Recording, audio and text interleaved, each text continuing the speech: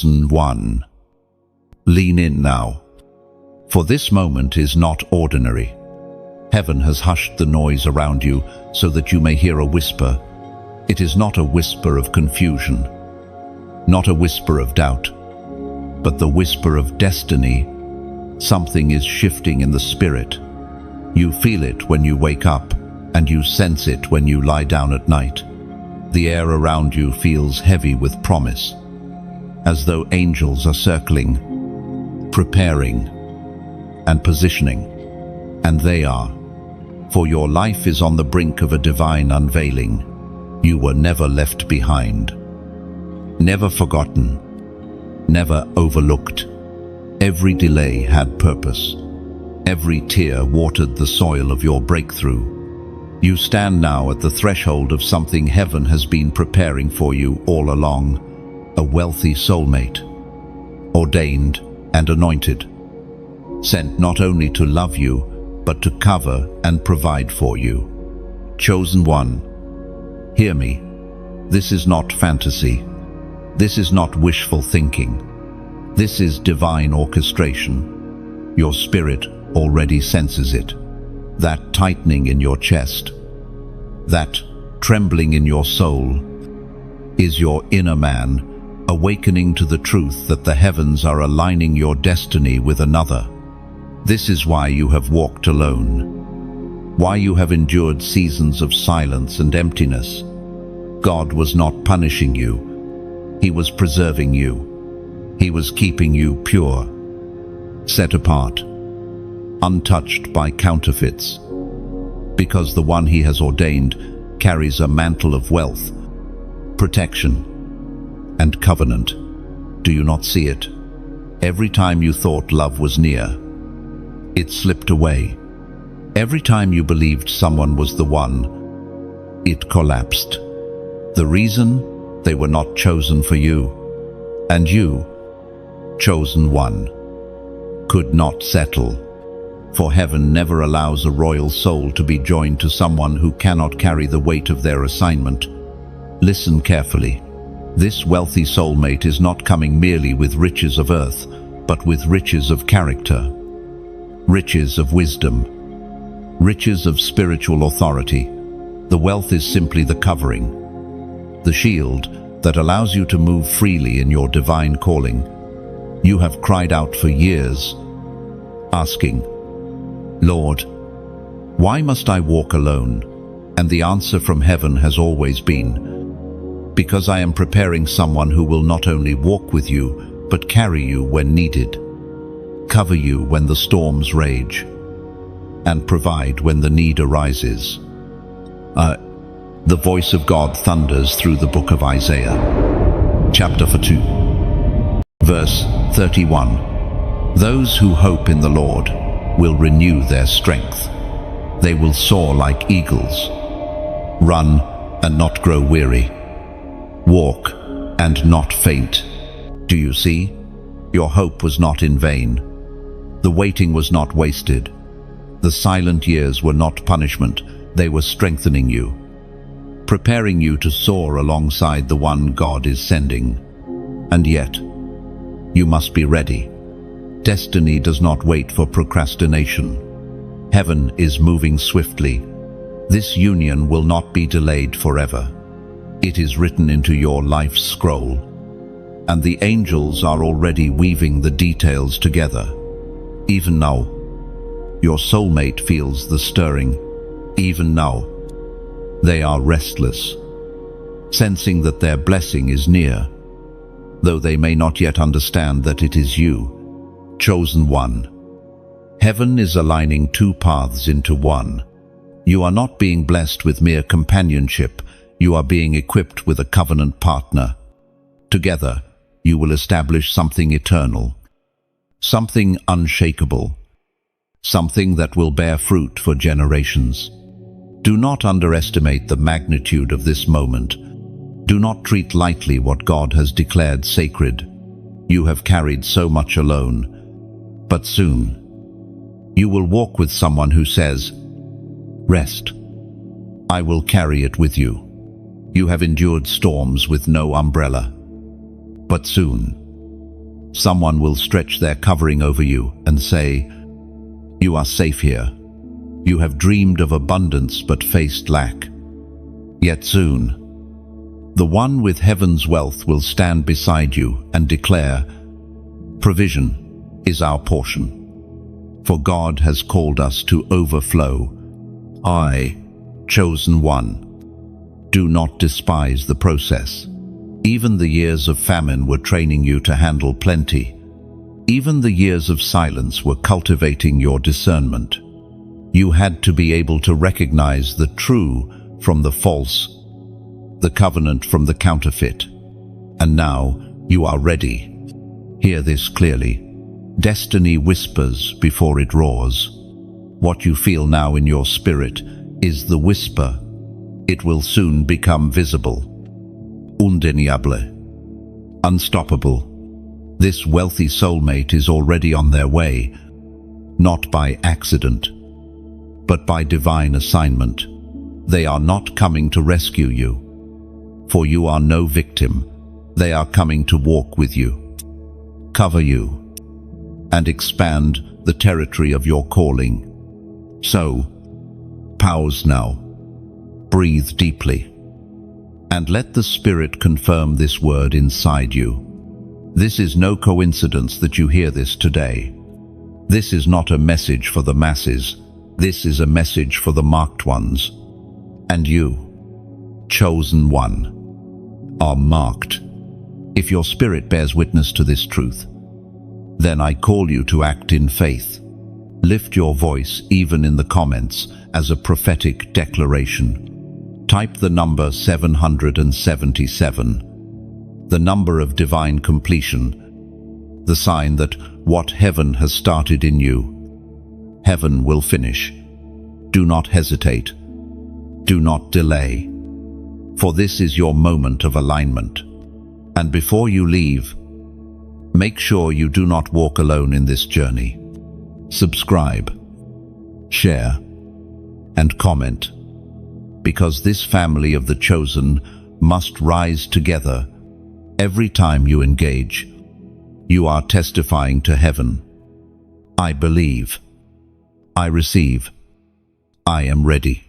Let your faith be known, and let heaven see your agreement.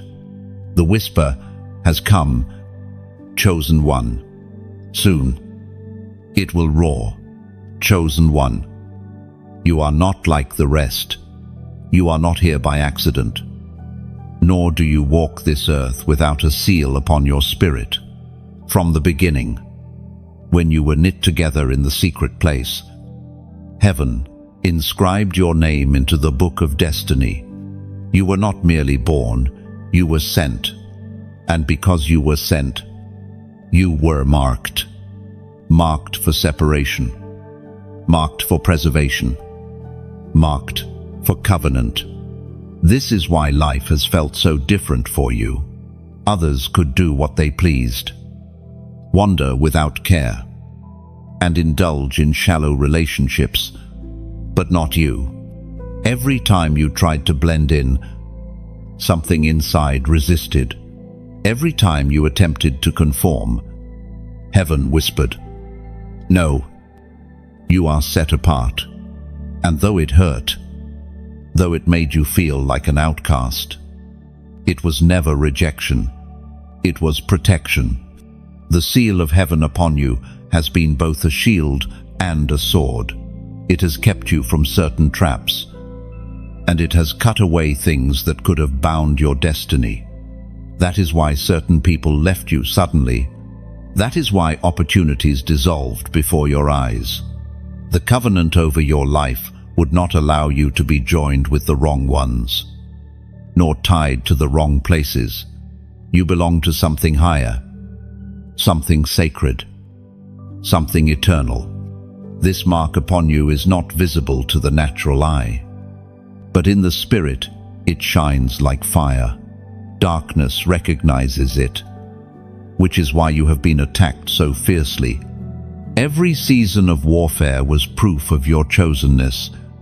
The enemy does not waste his time on the ordinary.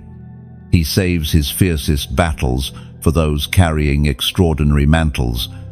And you, chosen one, have been carrying a mantle that terrifies the kingdom of darkness. You have wondered, why me? Why so much pain? Why so much resistance? The answer is simple, because you are carrying a destiny far greater than you realize. Your soulmate is not just a person you will love. They are a partner in this divine mandate. And the seal on your life is the same seal that will recognize the seal upon theirs. For how can two walk together unless they are agreed? How can two destinies intertwine unless they are cut from the same heavenly cloth? You, chosen one, have been sealed for such a partnership. When you meet them, your spirit will not need convincing. The seal upon you will bear witness to the seal upon them. And in that moment, you will know, this is the one heaven has chosen. As the Apostle reminds us in his letter to the Corinthians, chapter 6, verse 14, do not be yoked with unbelievers. What fellowship has light with darkness? These ancient words are not merely a warning, they are a declaration. You were never meant to be bound to what is beneath you. Your covenant demands alignment with one who walks in light, one who understands holiness, one who carries the weight of heaven's mandate. Chosen one, look back at your life for a moment. Every heartbreak, every disappointment, every season of loneliness, it was all shaping you. You were learning to hear the voice of God, learning to distinguish truth from lies, learning to discern spirit from flesh. This training was necessary because when your wealthy soulmate appears, you must recognize them instantly. You cannot afford confusion. You cannot afford hesitation. The seal of heaven will testify to your spirit, and you will know without doubt, this is my covering. This is my partner. This is the one God has chosen for me. And the marking upon your life has also been a magnet. It has drawn people toward you, some attracted to your light, others seeking to drain it. Many have come close, pretending to love you, but in truth, they desired only to taste the glow of your anointing. This is why betrayal has stung you so deeply. You gave of yourself, but they could not handle the weight of your call. They were never sealed. They were never chosen. And because they were not chosen, they could not stay. Do not grieve over what is left. Do not mourn what was never meant to remain. The seal of heaven does not allow the counterfeit to linger. The mark upon you protects you, even when it feels painful. Those who left were never your covenant. Those who stayed in your past could not carry your future. What is coming is so much greater, so much higher, so much holier than anything you have known before. Your wealthy soulmate carries their own seal. They, too, have been wandering, searching, enduring, and waiting. They have felt out of place, misunderstood, even isolated. But all along, heaven was preserving them, just as heaven preserved you. And soon, the two seals will meet. When that moment comes, nothing in hell or on earth can stop what heaven has ordained. The mark upon your lives will testify louder than words, stronger than circumstances, brighter than any doubt. Chosen one, take comfort in this truth. The mark upon you is unerasable. No failure has removed it.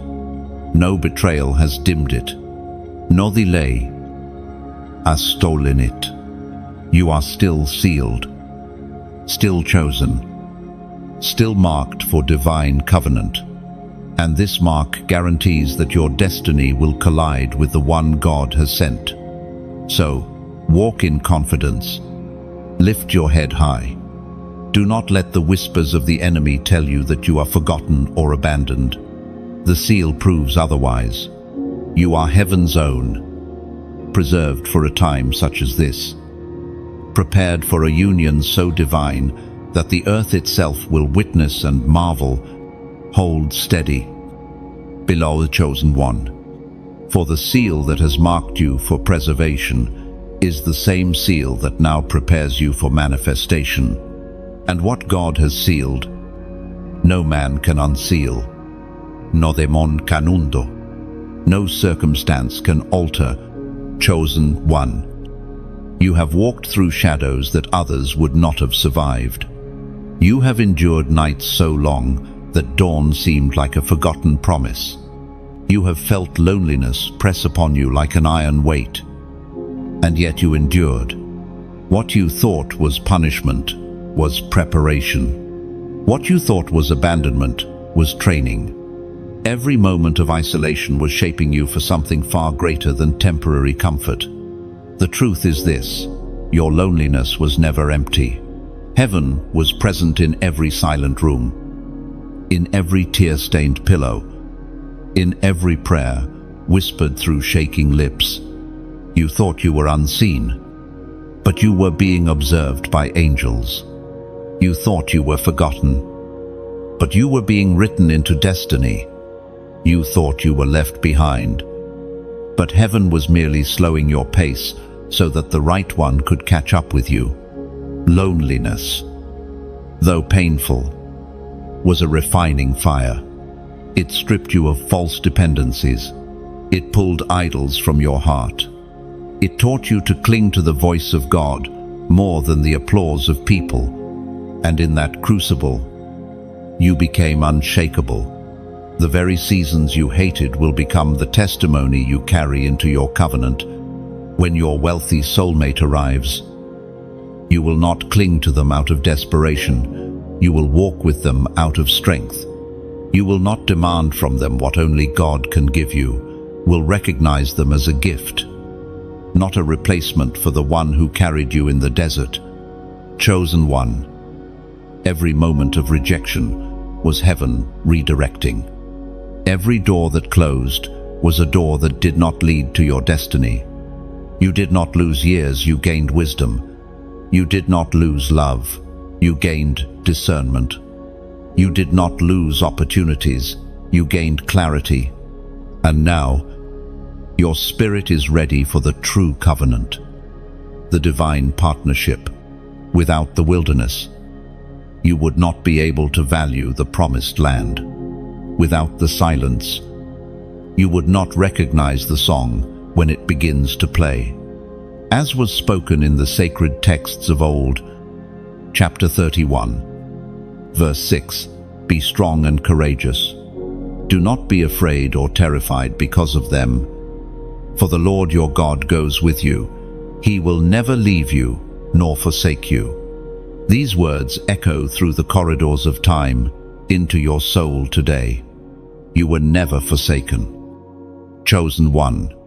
The very presence of God that sustained you in isolation is the same presence now guiding you into union. Consider this: the loneliness you endured is the very evidence of your uniqueness. If you were ordinary, you would have been surrounded by ordinary company. But you are extraordinary, and heaven would not allow you to waste your heart on those who could not carry your call. This is why you were preserved, why you felt so set apart, why you never truly fit in.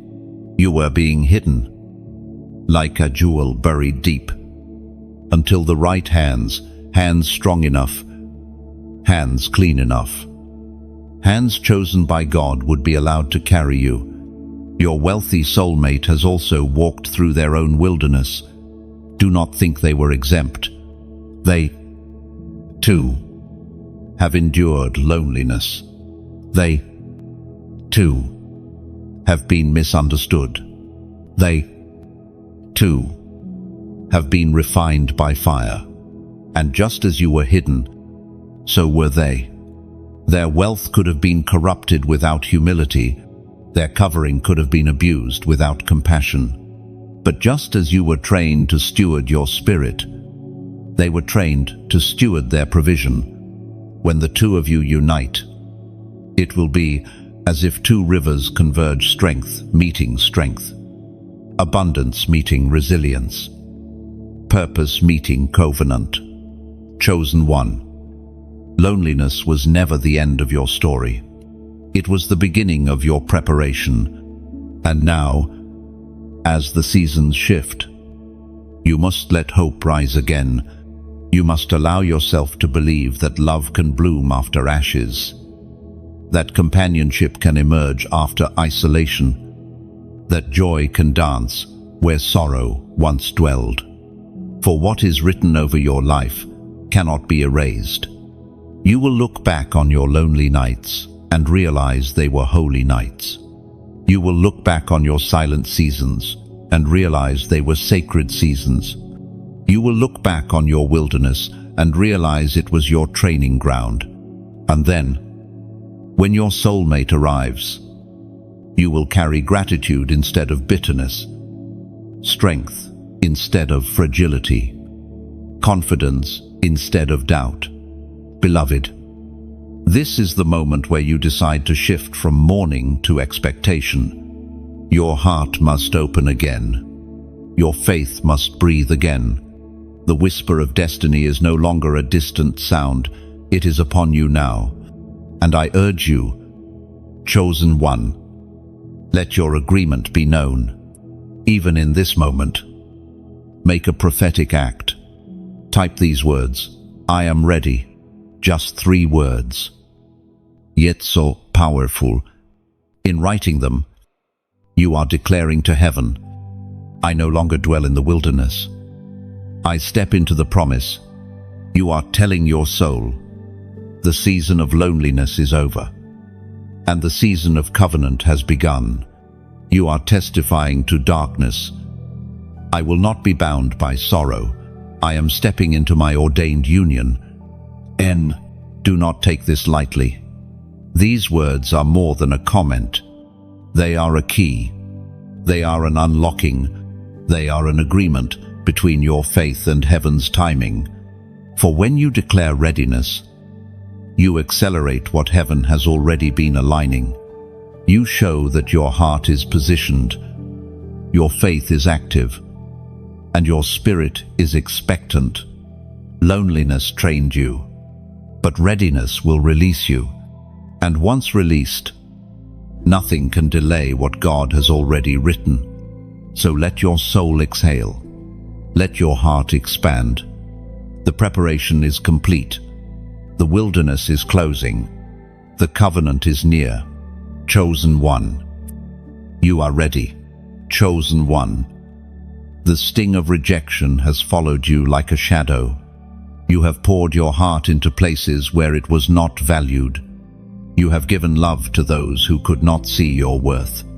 You have endured being overlooked, misunderstood, and pushed aside. And yet, every rejection was not the end of your story. It was a redirection toward the one God ordained for you. Think of the countless times your spirit whispered, "This must be the one," only for circumstances to collapse. Think of the conversations that seemed to bloom with promise but suddenly wilted.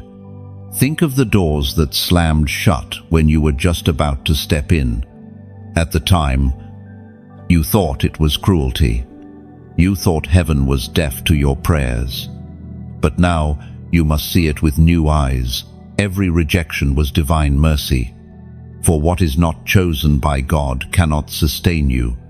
What is not ordained cannot last. Heaven will never allow his chosen one to be trapped in a counterfeit covenant. You are too valuable. Your destiny too weighty. Your calling too sacred. Every time someone walked away, heaven was whispering, "Not this one. Keep walking. Your promise has not yet arrived." Rejection has carved deep wounds in your soul. But those wounds are not wasted. They are testimonies of survival. They are reminders that even when people failed you, Heaven preserved you. Those who mishandled you revealed by their actions that they were never meant to hold you.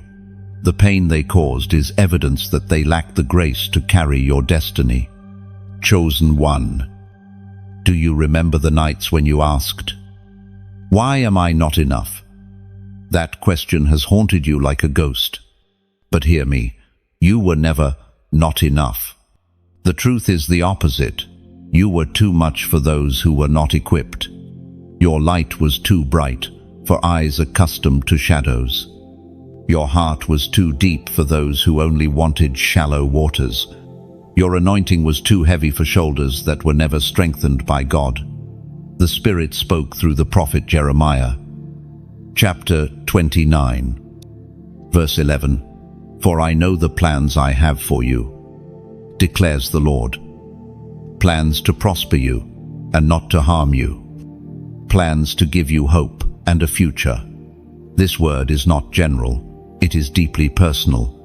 Each rejection was steering you back onto the path of these plans.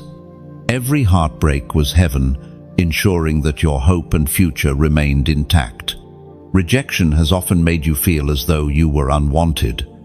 But the truth is that you were overprotected. Imagine a fragile treasure locked behind glass. It may look lonely, but in truth, it is guarded from hands that would break it. That is what heaven has done with you. Your heart was kept from those who could not honor it. What you thought was abandonment was actually preservation. The ones who rejected you were never rejecting you. They were rejecting the seal of God upon your life. They were unable to handle your assignment. And so heaven ensured they would release you. Had they stayed, they would have drained you. Had they remained, they would have derailed you. So heaven closed the doors, cut the ties, and pushed you forward. Beloved, you must now shift how you view rejection. No longer see it as a curse. See it as a signpost. Every time rejection came, it was pointing you away from danger and toward destiny. Every time betrayal pierced your soul, it was carving you into someone stronger, someone wiser, someone ready to discern the counterfeit from the true. Think of Joseph, betrayed by his own brothers, sold into slavery, thrown into prison. Rejection surrounded him, yet each rejection carried him closer to his divine appointment. Without betrayal, he would not have reached Egypt. Without false accusation, he would not have entered the prison. Without the prison, he would not have met the officials who would later open the palace door. Rejection was never destruction, it was transportation. So it has been for you. Chosen one. The betrayals you endured were moving you, step by step, toward the palace of your own promise. The rejection that broke your heart was the very thing that broke the chains of wrong connections. The pain that seemed unbearable was cutting away everything that could not travel into your future. This is why your story will be so powerful. When your wealthy soulmate arrives, you will not only rejoice, you will testify, you will stand and declare, "If it had not been for the Lord, who was on my side, I would have been trapped in counterfeits. If it had not been for his hand, I would have settled for less. But now, I see the wisdom of his rejection, for it led me into divine redirection." In Psalm, chosen one. Let your scars remind you of your preservation, not your pain.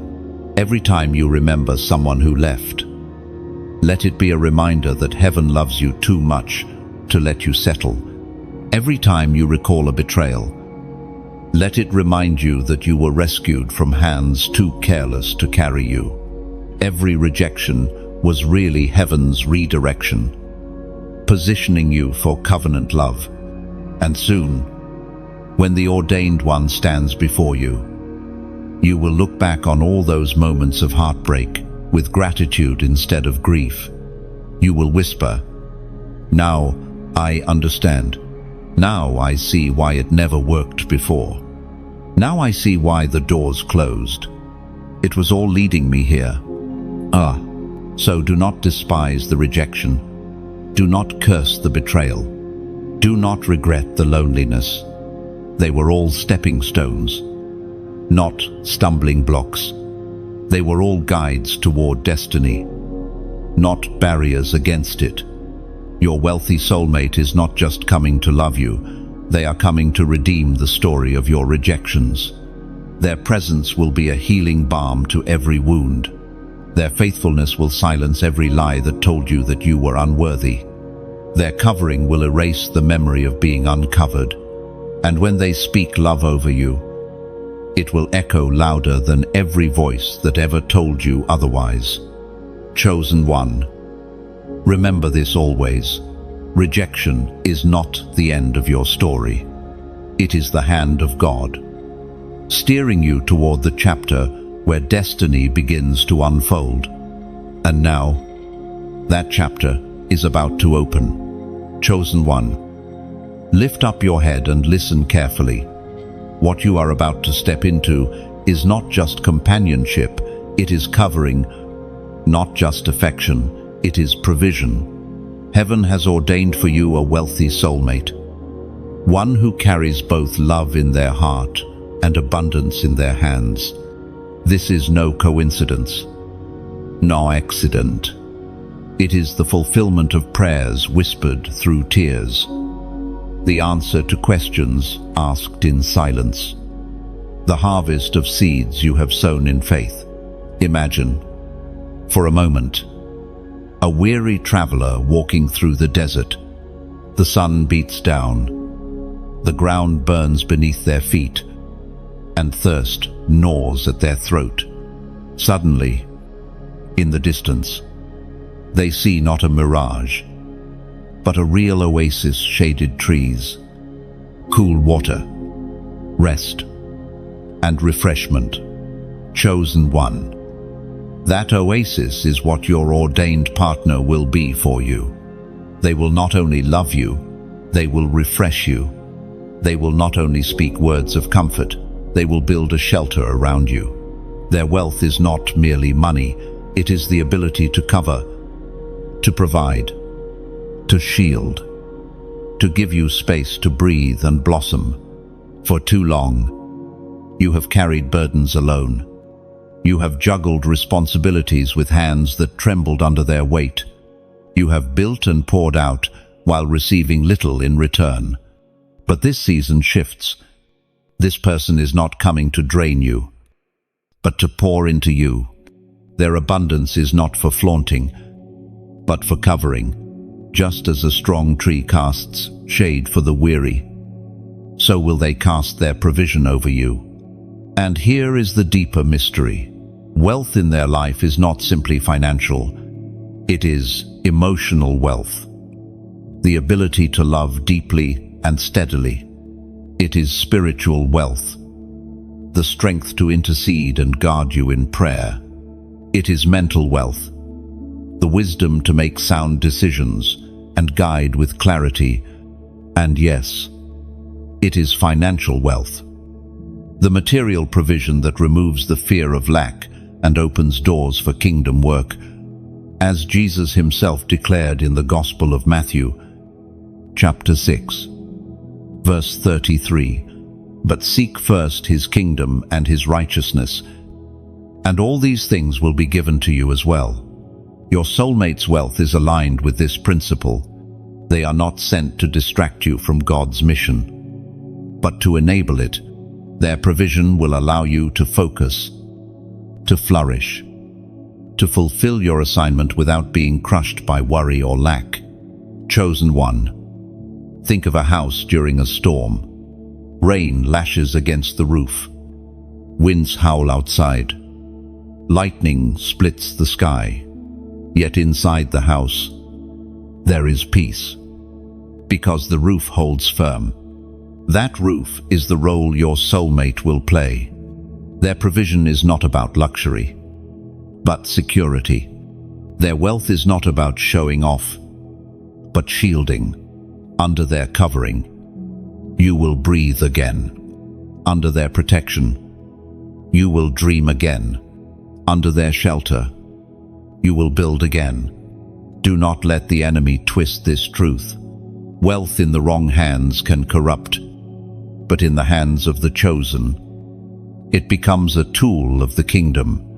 Your soulmate has been refined for this very reason. Their abundance will not blind them. It will empower both of you.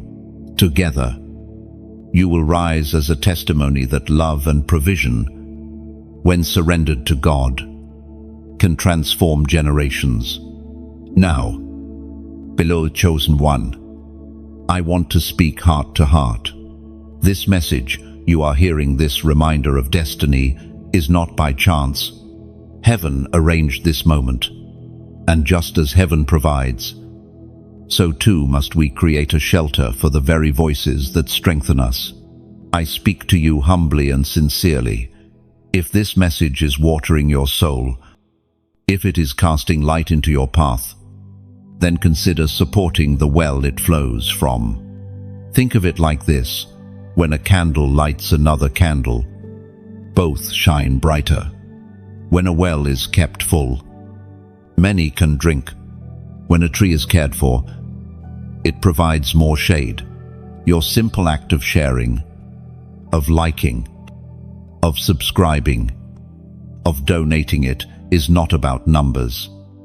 It is about sustaining the fire, keeping the well flowing, strengthening the branches. It allows this message to travel further, reaching other weary travelers, other chosen ones who feel forgotten. When you like and share, you become a torch-bearer. You are not just consuming, you are carrying light to others. When you subscribe, you are building a house, saying, "This is where I return for strength." And when you donate, even in the smallest way, you are planting into soil that multiplies. A seed sown here becomes a harvest of souls reached. A drop of water poured here becomes rivers flowing to others who thirst. I do not ask this with pressure, but with love.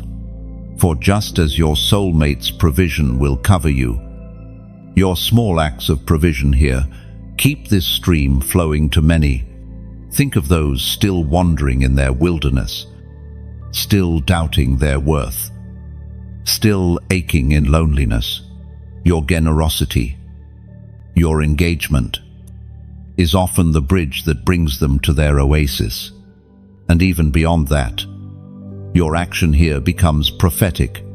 When you sow into the message of provision, you are declaring by faith, "I align with abundance. I open myself to covenant covering. I believe in the God who provides." Every action like, share, subscribe, donate is a step of agreement with the very blessing you are waiting for. It is saying, "I prepare my spirit. I prepare my soil. I prepare my house for the covering to come." Dedo, chosen one. Remember this, your soulmate is coming with abundance. But you must learn to walk in the spirit of abundance even now. Scarcity is broken not when wealth arrives, but when faith chooses to believe in God's provision today. Scarcity says, "I must cling to what little I have." Abundance says, "I trust the giver, not just the gift." And every act of generosity you show now becomes a rehearsal for the life you are about to live. So breathe deeply, lift your eyes, see the horizon glowing with promise. Your covering is near, your oasis is close, your shelter is almost at hand. And even as you wait, walk in the spirit of provision, knowing that heaven never asks you to release what he will not return, multiplied. Chosen one, you are about to be covered in love. in abundance, in security, and in purpose. The storm is passing. The roof is ready. The house of your covenant is about to be built. Stand tall. For your provision is not a fantasy. It is an appointment written into the scroll of heaven. Chosen one. Heaven has always spoken in patterns and signs.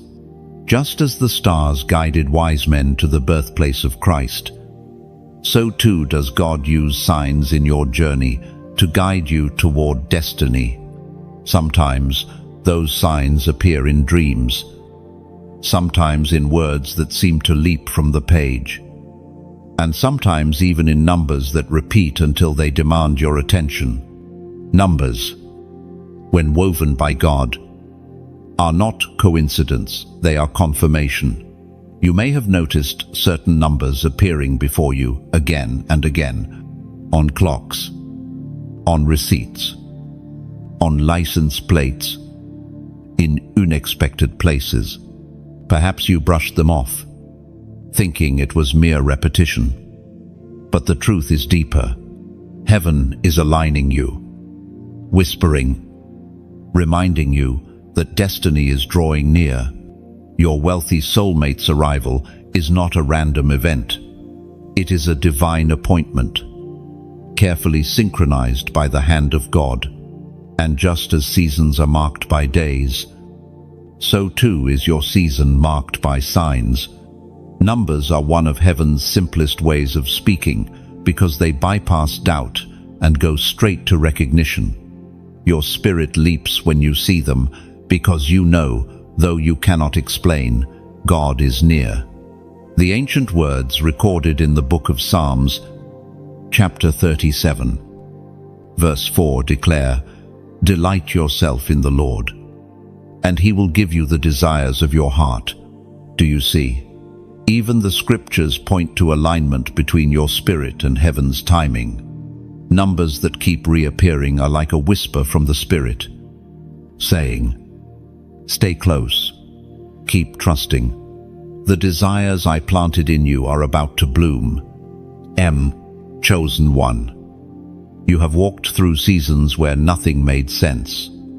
You prayed but saw silence. You sowed but reaped little. You hoped but faced disappointment. Yet, in the background, heaven was weaving numbers and signs into your path to assure you that delay was not denial. Every time those repeating numbers appeared, heaven was saying, "Hold on a little longer. I have not forgotten you. Your story is not over." Consider how Noah knew the flood was ending, a dove with a branch. Consider how the Israelites knew the time to move, a cloud by day and fire by night. Consider how the wise men knew where to travel, a star that would not stop shining. God always provides confirmation to those who are chosen. And for you, one of those confirmations has been in numbers. Beloved, I want you to take a step of faith even now. Declare your agreement with heaven's alignment. Write this number as a prophetic act, 888. This is the number of new beginnings, the sign that cycles of lack, loneliness, and rejection are closing, and a fresh chapter of abundance and covenant is opening. Do not dismiss this as simple typing. It is more than characters on a screen. When you write it, you testify to heaven. I believe the new beginning is mine. I believe the old cycles are broken. I believe my covenant season is here. You are also testifying to your own soul, training your heart to expect what heaven has promised. Chosen one. Signs and numbers have always been woven into your journey. Even now, heaven is leaving markers along your path. Perhaps the very time you meet your soulmate will align with one of these numbers. Perhaps the date of your first divine conversation will carry it. Perhaps you will notice it on the day your spirit knows. This is the one. These are not accidents. They are signatures of the God who writes your story in detail. And let me assure you, the numbers you see are not random reminders. They are promises sealed with repetition. Every time you see them, your spirit is being reminded. He who began a good work in you will carry it on to completion.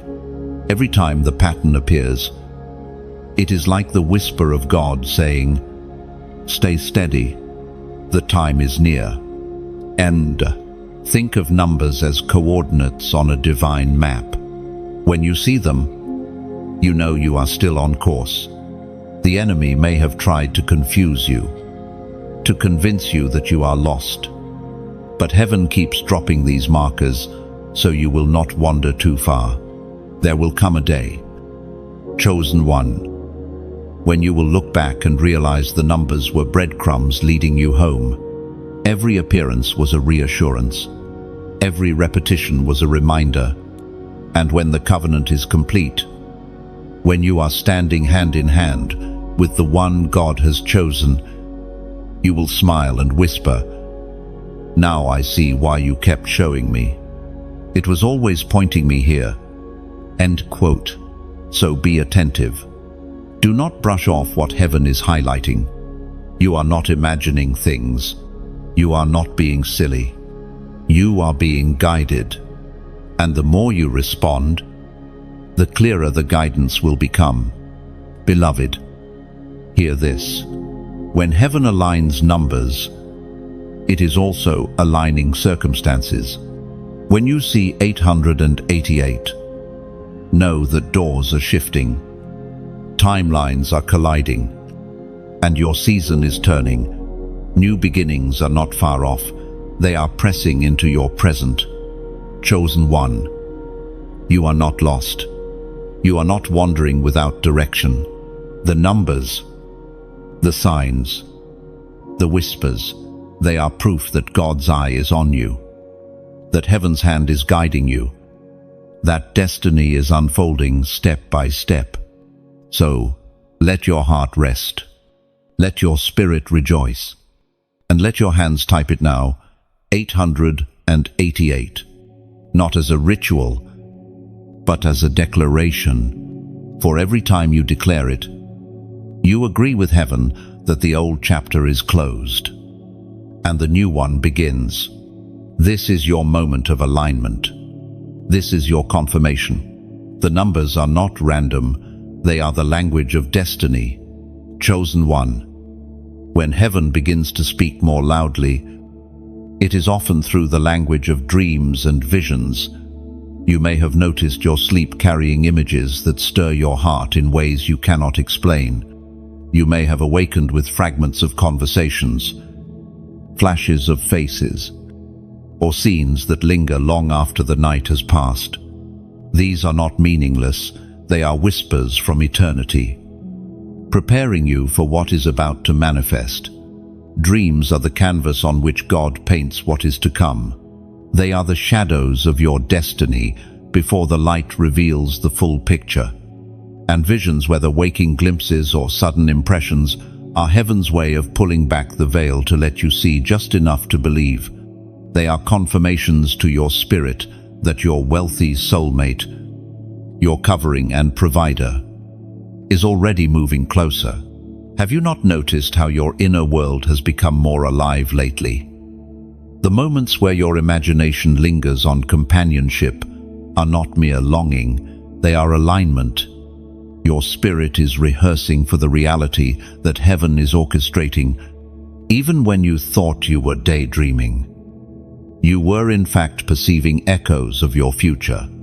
The ancient words written in the book of Joel, chapter 2, verse 28 declare, "And afterward, I will pour out my spirit on all people. Your sons and daughters will prophesy. Your old men will dream dreams.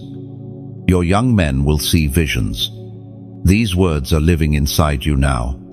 Dreams that carry weight. Visions that spark hope. They are not coincidence. They are fulfillment. Chosen one. The enemy has often tried to confuse you through dreams, nightmares, restless sleep, shadows pressing against your spirit. These were not random attacks.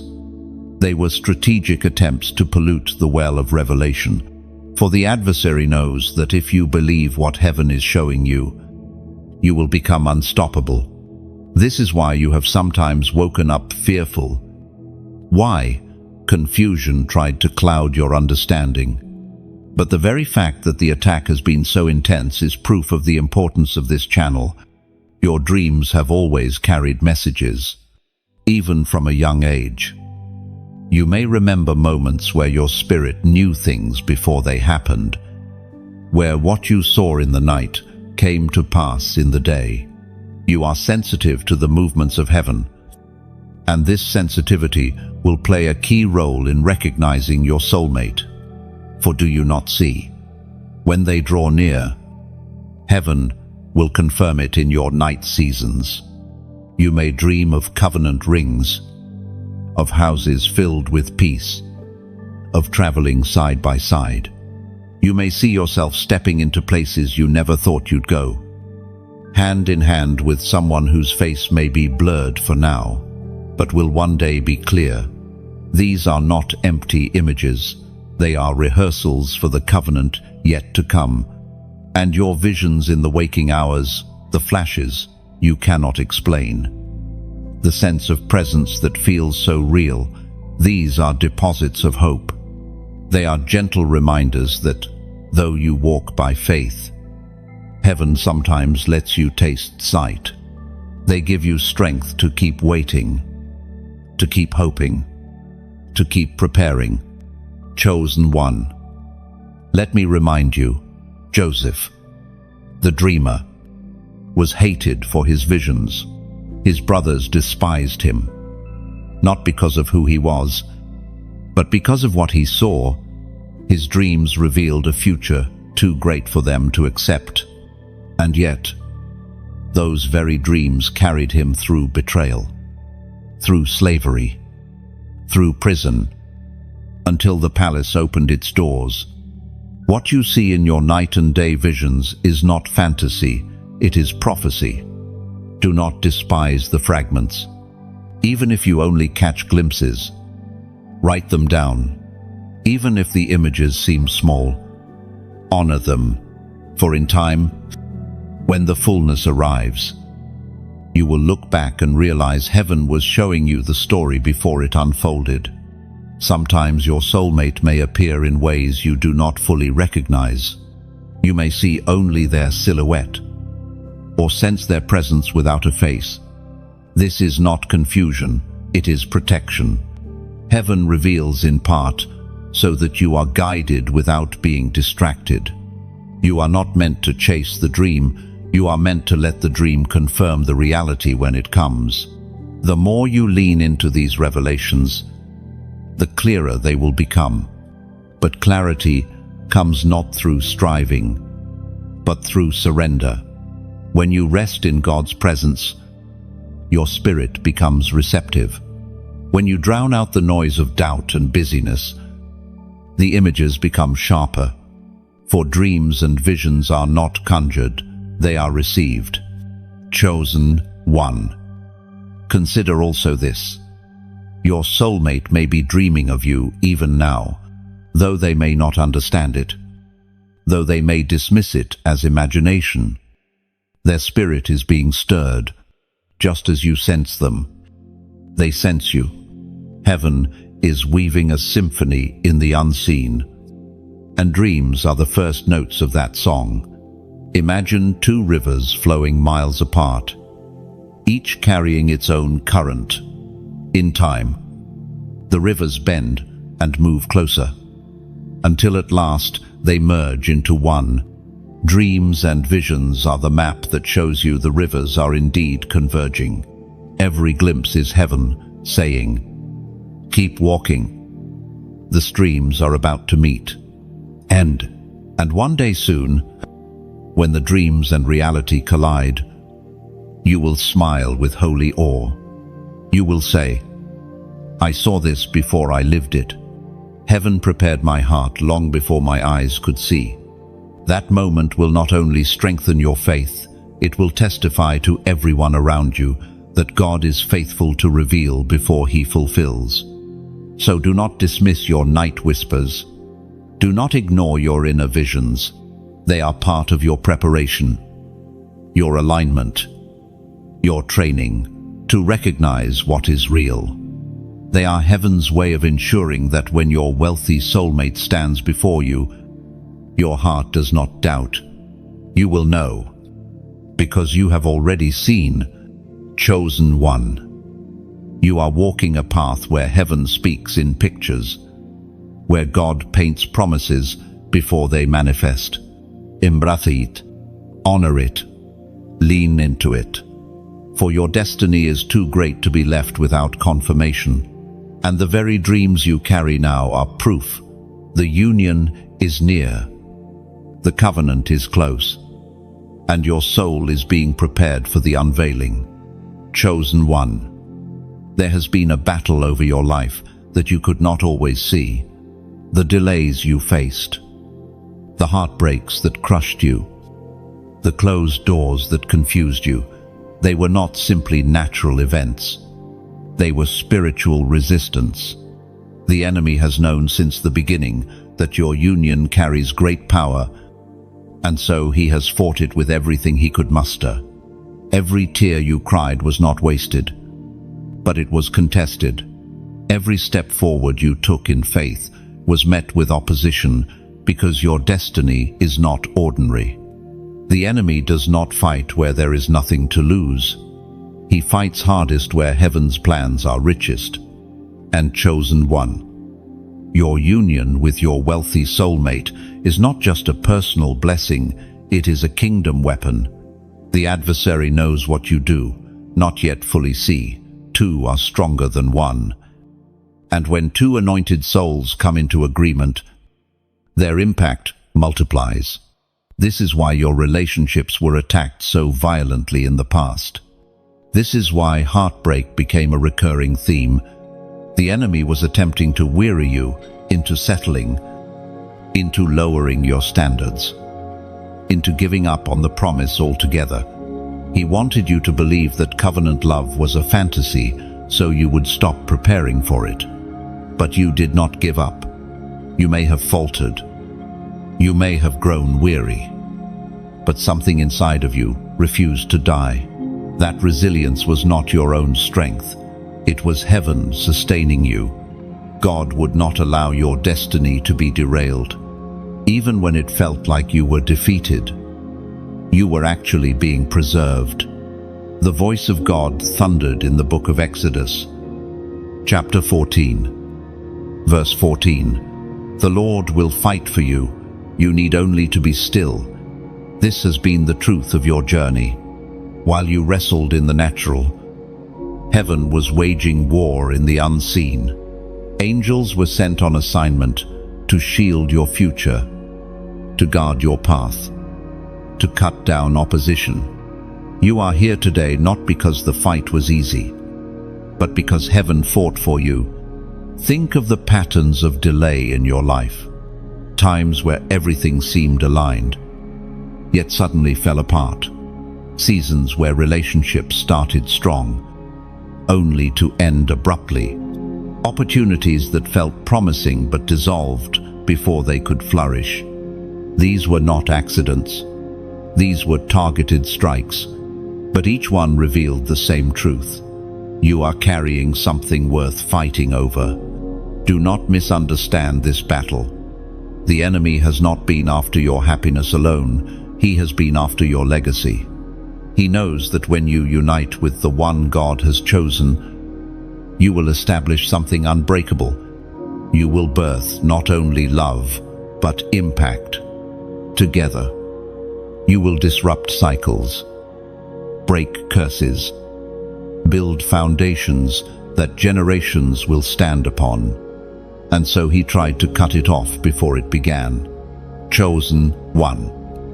You have been through storms that should have drowned you. Yet here you are, standing.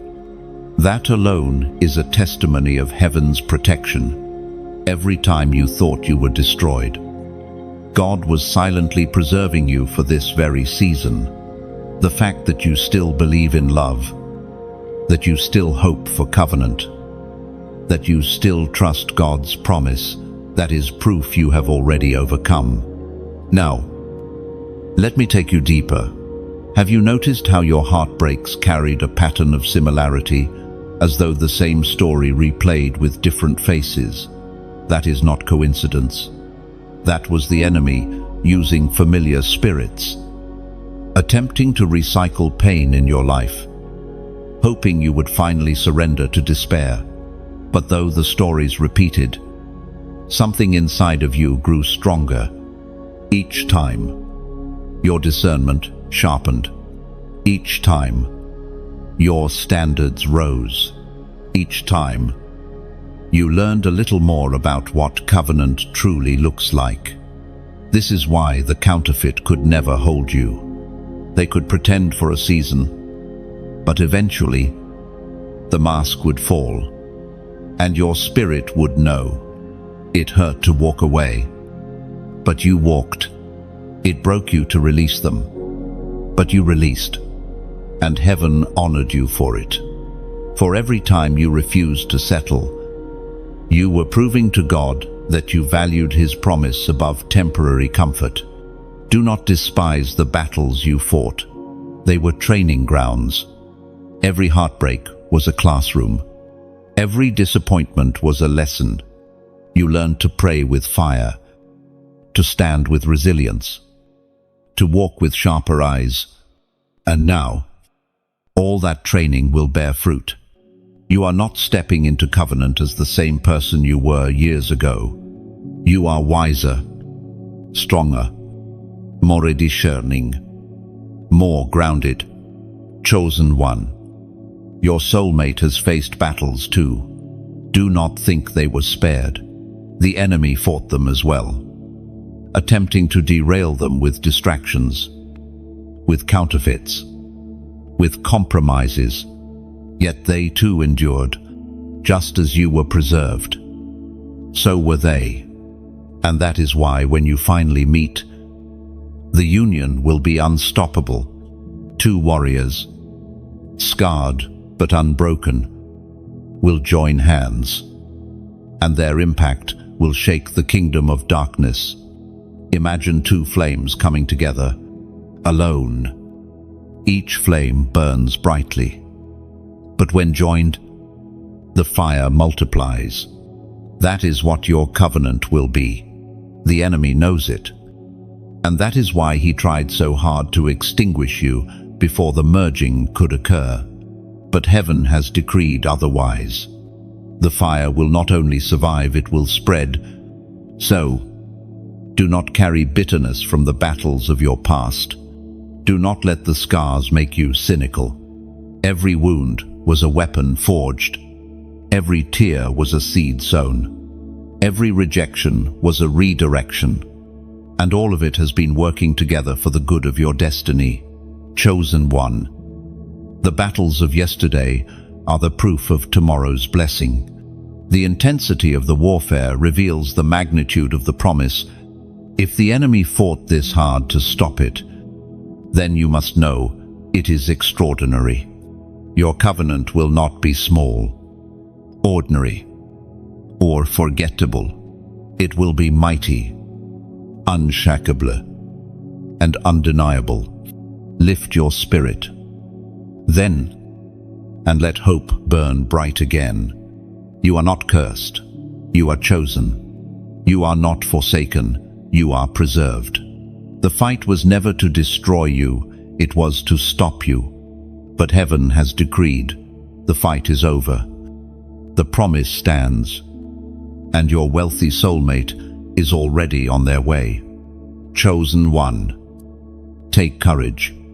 The battles are the evidence. The warfare is the confirmation. The enemy would not fight what does not matter. And you matter greatly. Chosen one. You have waited so long, and the waiting has felt endless. Seasons came and went. You looked around and saw others entering into love, into covenant, into the life you longed for.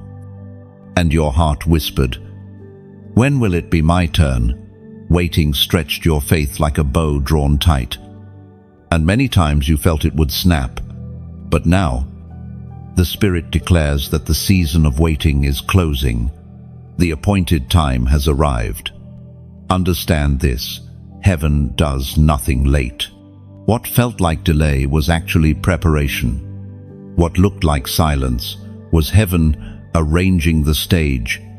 Seeds must take time to root before they sprout, and promises must go through their appointed process before they appear. Your season of waiting has not been wasted. It has been watering your promise. Chosen one. Your waiting taught you resilience. It burned away impatience. It cultivated discernment. It trained your spirit to distinguish between what is temporary and what is eternal. You were not denied. You were refined. And now, you stand at the threshold of the fulfillment of what you have long prayed for, as it is written in the book of Habakkuk, chapter 2, verse 3. The revelation awaits its appointed time. Though it linger, wait, it will surely come. It will not delay. These words are not ancient history, they are your present reality. The revelation of your covenant, the unveiling of your wealthy soulmate, was always waiting for the appointed time. That time is here. You will notice the shift. Chosen one. Conversations that once felt empty will now carry weight. Doors that once refused to open will now swing wide. Where you once felt invisible, suddenly you will be seen. Heaven has turned the page of your story. And what once was a season of silence is now becoming a season of manifestation. Think of the farmer who waits for the rains. He tills the soil, plants the seed, waters the ground, and then waits. Days stretch into weeks, weeks into months, and still the soil looks barren. But beneath the surface, life is stirring. Roots are growing, foundations are strengthening, and the unseen work is being done. Then one day, suddenly, the sprout breaks through. What appeared overnight was actually growing all along. So it is with you. Your covenant did not appear out of nothing. It has been growing in the unseen. Your soulmate has been walking their own journey of preparation, just as you walked yours. Both streams have been flowing separately, but now the time has come for them to converge. Chosen one. The long wait has also positioned you for recognition, because you have endured. You will not mistake counterfeit for covenant, because you have waited. You will not take this blessing lightly, because you have been refined. You are ready to receive, not just a partner, but a partner with purpose. You may look back at your years of waiting and ask, why so long? But soon you will say, now I understand. You will realize that if the promise had come earlier, you would not have been ready.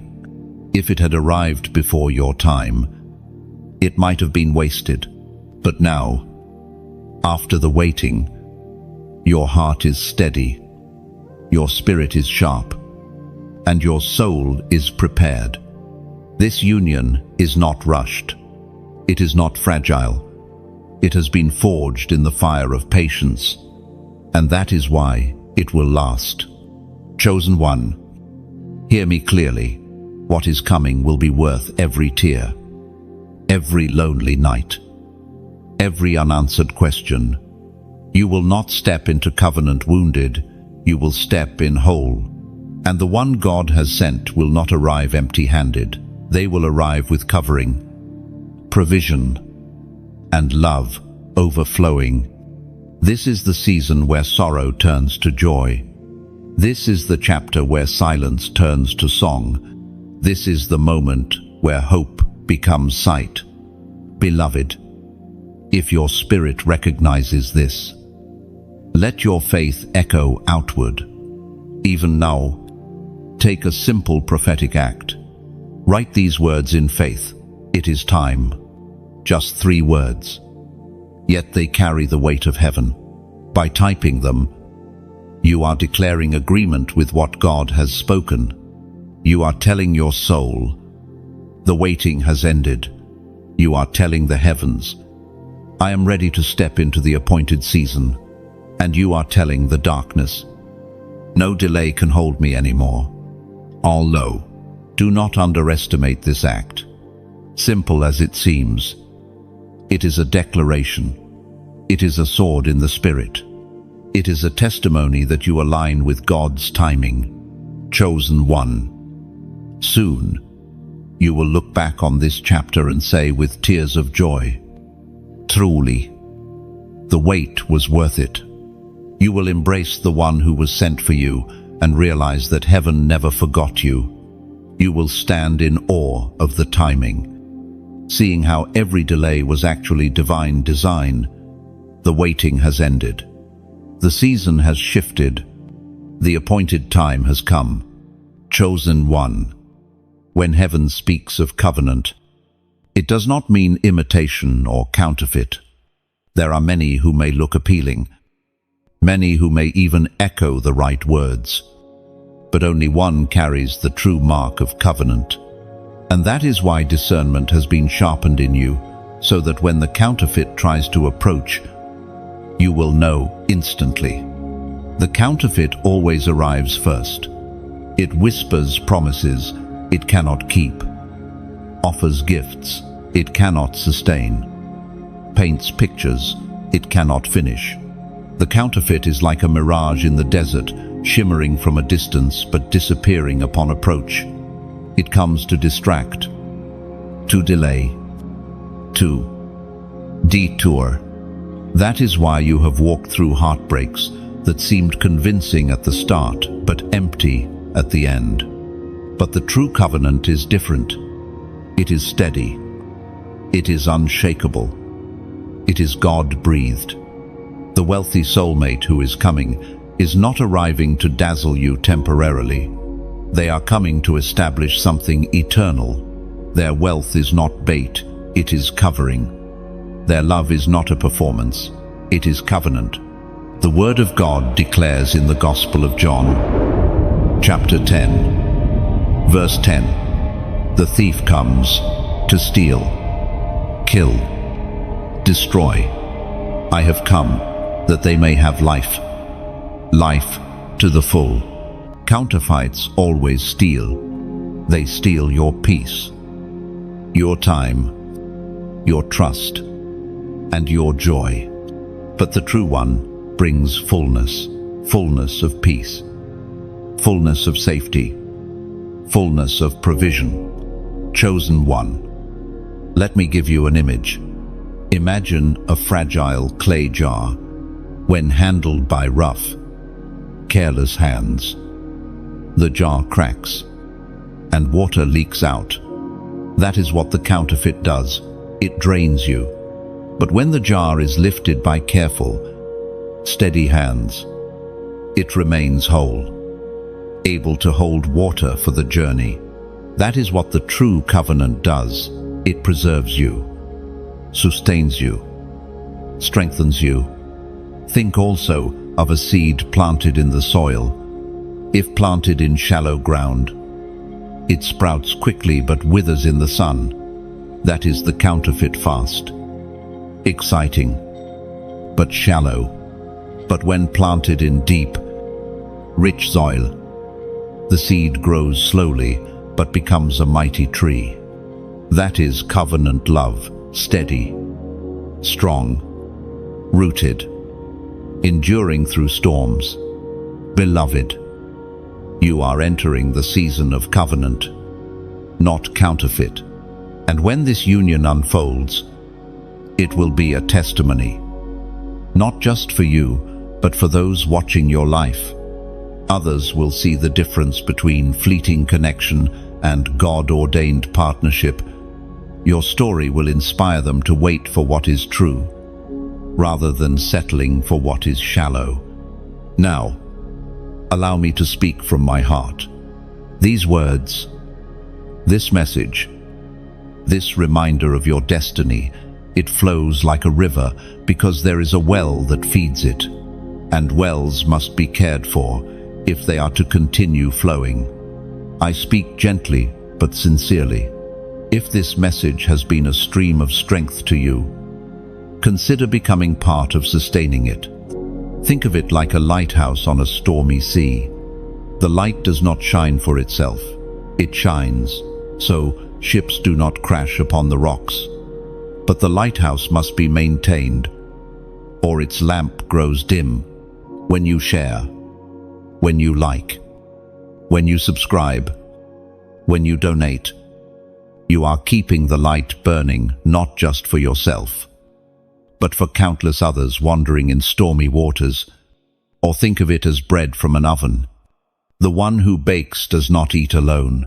They break bread for many.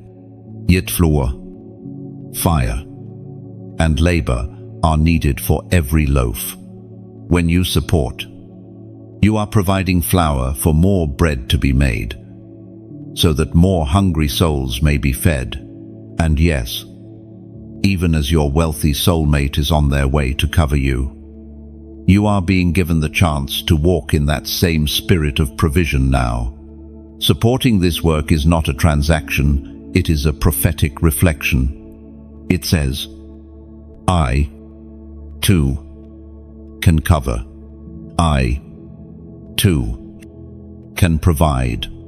I, too, can keep the oil burning for others. And when you like, you spread the fragrance. When you share, you plant seeds in other gardens. When you subscribe, you join a house being built stone by stone. And when you donate, you pour oil into the lamp so the flame will not go out. Even the smallest drop of oil sustains the fire. Even the smallest seed multiplies into harvest. I ask this not as a demand, but as an invitation, because, chosen one, your destiny is not just to be blessed, but to bless. And every act of support here, whether by engagement or by generosity, becomes a ripple that carries further than you can imagine. Someone, somewhere, who feels as lost as you once did, will encounter light because you helped it shine. Do you see the beauty? Even in this moment of listening, you are already part of a larger covenant. Heaven has woven us together. This message reaches you not by accident, but by divine orchestration. And by responding in faith, by keeping the lamp burning, you ensure the same orchestration reaches others.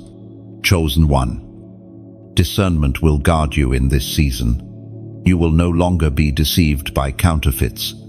The Spirit within you will testify. This is true, or this is false. And when the wealthy soulmate arrives, you will know with peace and certainty, for peace is the fruit of truth, while anxiety is the shadow of the false.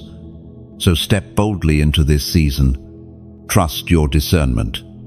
Cherish your covenant. And, as you though, remember, just as you are covered, you can help cover others. Just as you are provided for, you can help sustain the streams that have watered you. Your life is about to become a testimony of covenant love, and your choice to like, to share, to subscribe, to donate is itself a testimony that you value the streams of life God sends your way.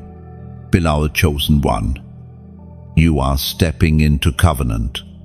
The mirage is over. The counterfeit fades. The true covering rises. And just as your soulmate will preserve you, You can help preserve the flame that lights the path for many others still wandering in their wilderness. Chosen one, now that you see the counterfeit for what it is time to lift your eyes to the higher calling of covenant. For the union heaven has prepared for you is not only about love and companionship, it is about assignment.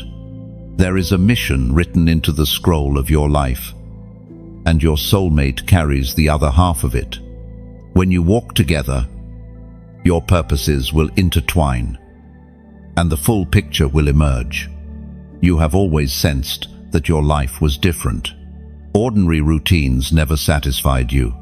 Simple survival never felt enough. Deep inside, you carried a knowing.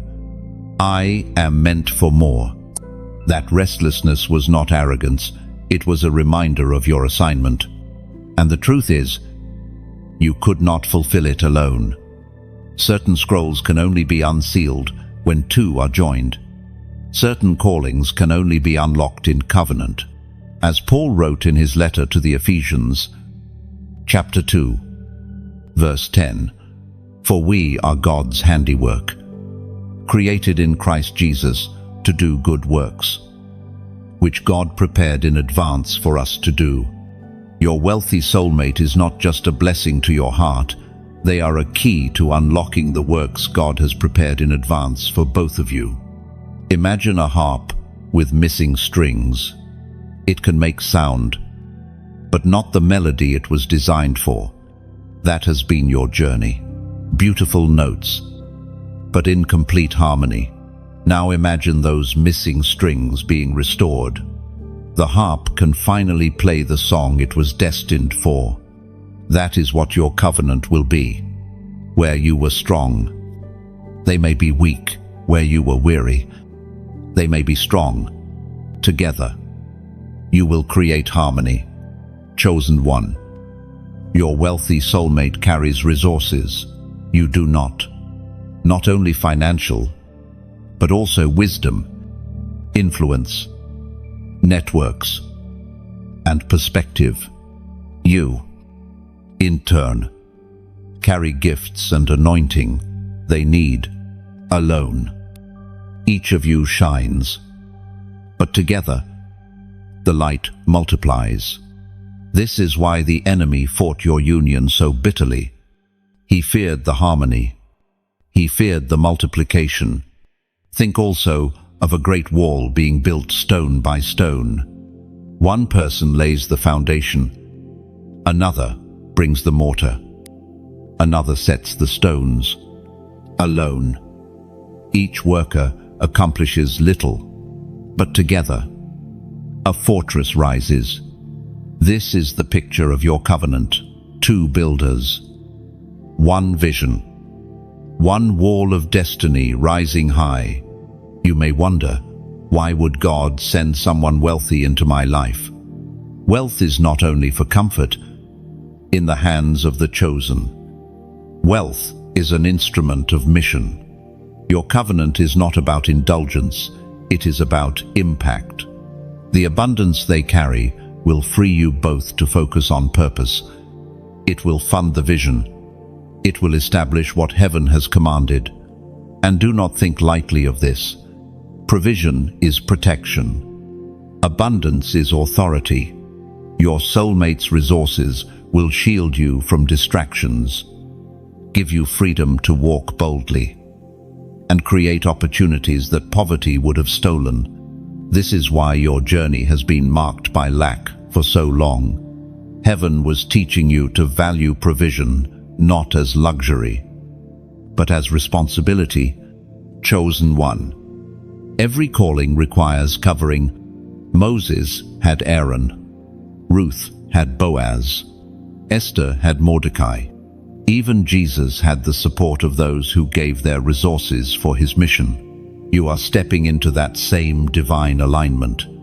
Heaven is sending you one who is not only your lover, but your partner in assignment. Do not miss this truth. Your covenant is not the destination, it is the launch pad. Together, you will be sent further than either of you could have gone alone. Together, You will carry weight that would have crushed you individually. Together, you will build what will outlast you both. Beloved, begin to envision what this looks like. Picture yourselves praying together, declaring over your family, standing united in purpose. Picture yourselves using wealth, not for empty display, but for kingdom impact, feeding the hungry, covering the poor, breaking cycles for others. Picture yourselves raising children who will know not only love, but also legacy. This is what covenant looks like. The waiting, the pain, the battles, it was all leading to this. Heaven never wanted you to settle for half a calling. That is why the counterfeit could not last. Why the delays were necessary. Why the isolation trained you. You were being prepared for partnership, not mere companionship. Chosen one. Let this truth settle deep. Your covenant is a weapon. When you stand united with your soulmate, you will disrupt darkness, tear down strongholds, and plant seeds of light in places of despair. And that is why the enemy feared your union. But he has lost, for the time has come, and nothing can stop what heaven has decreed. Think of firewood stacked but unlit. Each piece is dry, ready, full of potential. Alone, they remain cold. But when the spark comes, when flame touches wood, the fire roars to life. That is what will happen when you and your soulmate come together. Alone, you have carried potential. Together, the fire will ignite and spread. And this fire will not be hidden. Others will see it. Families will feel it. Communities will benefit from it. You will not only walk in love, you will walk in legacy. And your legacy will echo long after you are gone. Chosen one, be encouraged. The assignment is not a burden, it is an honor. Heaven trusted you with this covenant because heaven saw your endurance, your faith, your willingness to wait for what is true. And now, as you step into this new season, walk with confidence. You are not only entering into love, you are entering into mission. The harp is about to be tuned. The wall is about to rise. The fire is about to ignite. And your covenant will be the instrument, the fortress, the flame. Chosen one. There is a holy reason why your soulmate is not arriving empty-handed. The wealth they carry is not for vanity, but for purpose. It is not only an answer to your prayers, but a tool for your assignment. Provision is not meant to inflate the ego, it is meant to empower destiny. And heaven has chosen to entrust this abundance into your union so that you may build, bless, and break through barriers that lack once erected. You must understand this clearly. Wealth is not evil in itself, in the wrong hands. Yes, it corrupts, it consumes, it blinds. But in the right hands, in your hands, and in the hands of your ordained partner, wealth becomes a sword. It becomes a shield. It becomes an open door for God's purposes to advance. The money in their possession is not merely for comfort, it is kingdom fuel. Think of it like oil in a lamp. Without oil, the lamp flickers, burns low, and goes out. But with oil, the flame is steady, bright, and enduring. Wealth in your covenant will be that oil. It will keep your lamp burning, so you may shine not only for yourselves, but for those who still walk in darkness. As it is written in the book of Deuteronomy, chapter 8, verse 18, "But remember the Lord your God, for it is He who gives you the ability to produce wealth, and so confirms His covenant. which he swore to your ancestors, as it is today. Do you see? Chosen one, wealth is not random, it is covenant confirmation. The provision that is coming to you through your soulmate is heaven's way of sealing what he promised long ago. You may have endured seasons where lack haunted you, times when bills piled up, when choices were limited, when dreams felt too expensive to pursue. In those moments, you learned to depend on God alone. You learned that provision flows not from people, but from heaven. That training was vital. For now, as abundance comes, you will steward it with wisdom. You will never idolize the gift, because you know the giver. Chosen one. Wealth in this covenant will do three things. It will cover, it will create, and it will confirm. It will cover, shielding you from the anxiety of lack, giving you rest so that your spirit can focus on destiny rather than survival. It will create, opening doors, birthing projects, funding visions that would have remained dormant without resources.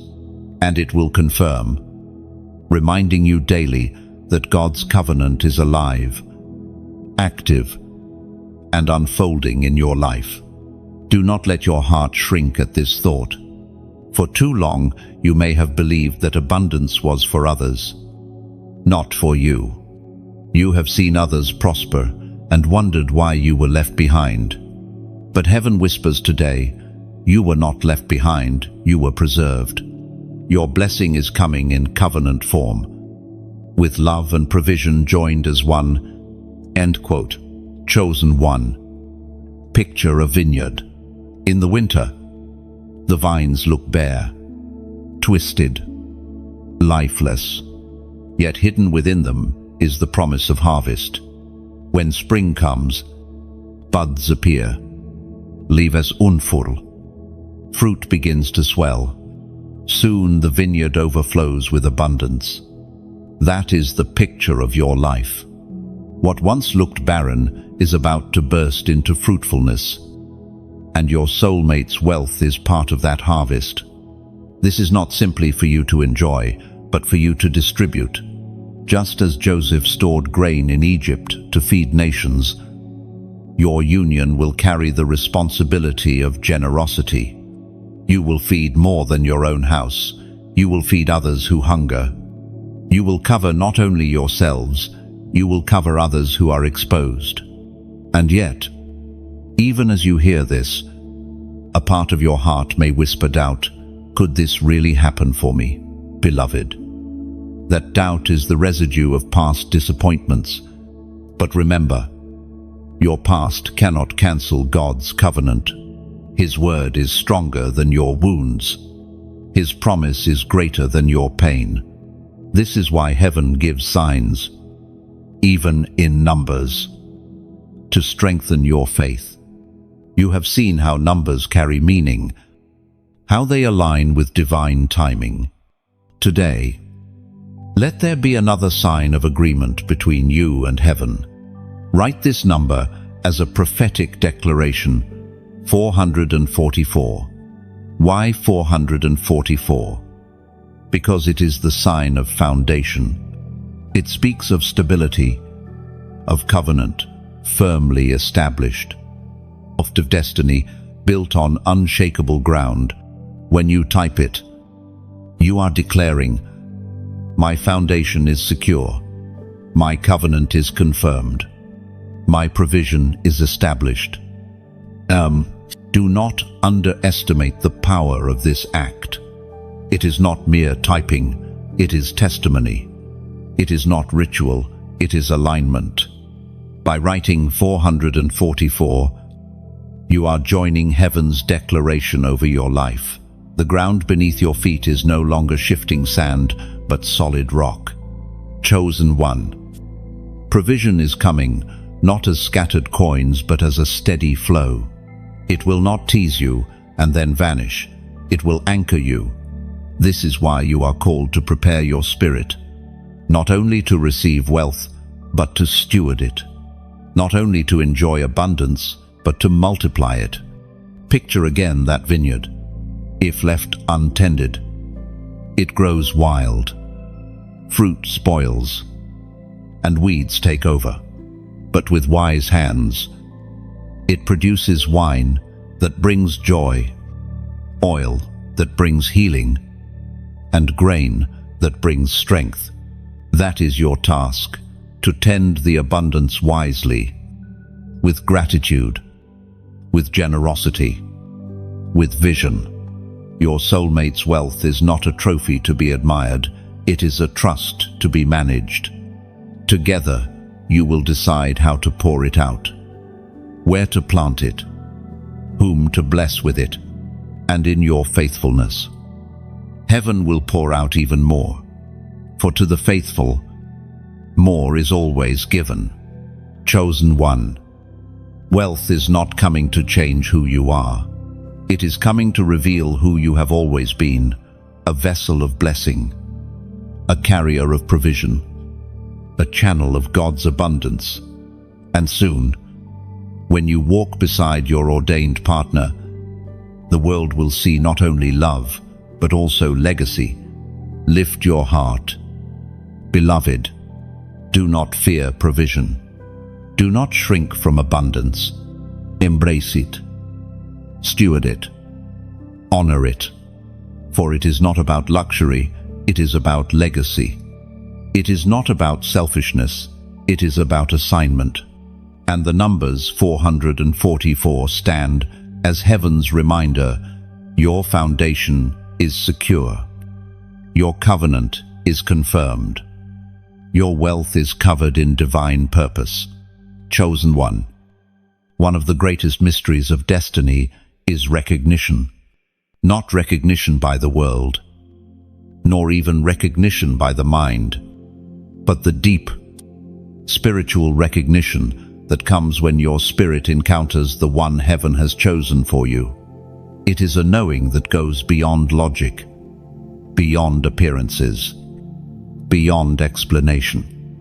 It is the same sense that stirred in Elizabeth when Mary entered her house. The unborn child within her leaped, for covenant was near. This is how you will know your wealthy soulmate. Your eyes may see their face, your ears may hear their voice, but deeper still, your spirit will testify, without striving, without struggle, without endless questioning. You will simply know. That knowing is the seal of heaven, confirming that what God has joined, no man can separate. The ancient words in the Gospel of John, chapter 10, verse 4, speak of this mystery.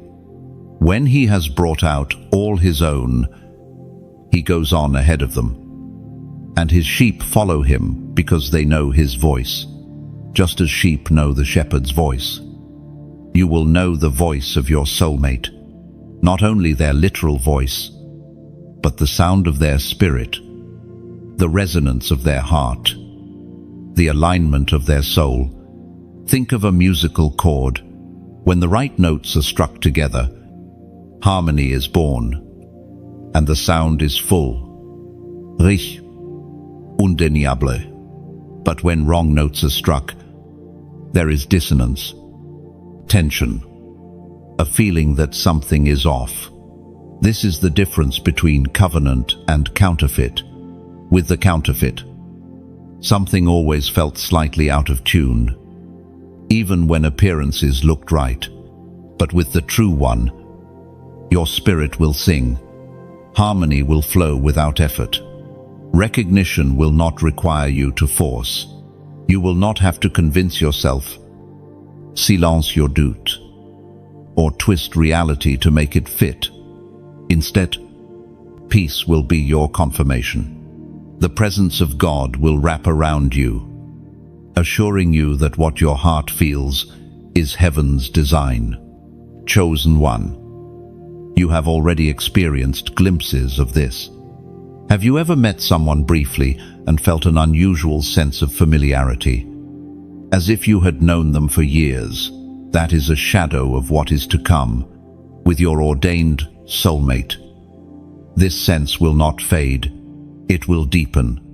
From the first conversation to the first moment of shared silence, you will feel at home. Consider also how Adam recognized Eve. When God brought her to him, he did not need explanation, prophecy, or persuasion. He simply knew, this is bone of my bones and flesh of my flesh. That recognition was instant, spiritual, undeniable. In the same way, when your ordained one stands before you, recognition will rise like a river in your soul. The journey you walked prepared you for this recognition. If love had come easily before, you may not have learned discernment. If counterfeits had not approached, you may not have sharpened your spirit. If rejection had not bruised you, you may not have learned to listen inwardly rather than outwardly. But now, because of your trials, you will recognize covenant love without confusion. Chosen one. Do not fear missing it. Heaven is too precise to let you wander blindly. The Spirit that has guided you this far will not suddenly abandon you at the threshold of fulfillment. Just as a magnet pulls iron from the dust, your spirit will be drawn to theirs. No force of confusion can override the seal of recognition. Imagine walking through a crowded room filled with voices and faces. At first, it seems overwhelming. But then one voice rises above the noise, not because it is louder, but because it is familiar. That is how it will be. Amid the noise of life, one presence will stand out. One connection will shine brighter. One soul will feel like home. Recognition will also be mutual. They, too, will feel it. For heaven does not write one-sided stories. Just as your spirit leaps, theirs will too. Just as you feel peace, so will they. And together, the confirmation will be sealed, not only in heaven, but on earth. Chosen one. Your wealthy soulmate has also been prepared for this moment. They may not understand the language of destiny as clearly as you do, but their spirit is ready. They will recognize you, even if they cannot put it into words. They will know, deep within, that you are the one they have been waiting for. Do not worry about timing. Recognition is not dependent on years of knowing, but on the Spirit of God. Some unions blossom quickly because the recognition is so strong. Others unfold slowly but steadily, each moment confirming the truth already known within. Either way, peace will anchor you, and time will prove what heaven has decreed. Chosen one. Your recognition will be more than emotion, it will be confirmation. It will align with dreams, with visions, with prophetic whispers you have already received. You may recall dreams of walking hand in hand, visions of being covered in abundance, whispers of covenant love. When you meet them, these fragments will suddenly make sense. You will realize that heaven has been preparing you for this face, this voice, this presence all along, and this recognition will silence doubt. For years, you battled the question, will I ever find the one? Soon, that question will vanish. You will no longer search anxiously, you will rest in certainty. Recognition does not breed striving, it breeds peace. Beloved, prepare your heart. The moment is nearer than you think, and when it comes, do not second-guess it. Do not drown it in overthinking. Trust the peace. Trust the knowing. Trust the Spirit. For heaven is too faithful to let you miss what He has promised. You are not wandering, You are being led. You are not guessing. You are being guided. And when the moment of recognition arrives, your soul will testify louder than words. This is the one. Lif, chosen one.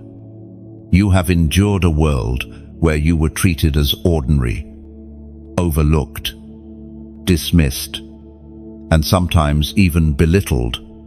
Yet heaven always knew you were royal. And now, as your wealthy soulmate draws closer, you will taste the truth of what it means to be loved as God intended, not tolerated, not merely accepted, but cherished and honored. For too long, you have carried the weight of being misunderstood. Your love was poured out on those who did not know how to value it. You gave more than you received, and your heart bore the bruises of imbalance. But in this covenant that heaven has prepared, the scales will not tip against you. Your wealthy soulmate is being sent not only to provide, but to honor. Their treatment of you will be a reflection of the way heaven sees you, chosen, precious, radiant. The Spirit spoke through the writings of David in the Psalms. Chapter 8, verse 5. You have made them a little lower than the angels and crowned them with glory and honor. Chosen one. That crown has always been upon your spirit, though the world rarely acknowledged it. Now, heaven sends someone who will see that crown and treat you accordingly. Think of a diamond buried in soil. To the passerby, it looks like a stone, rough and dull. But to the trained eye, it is priceless.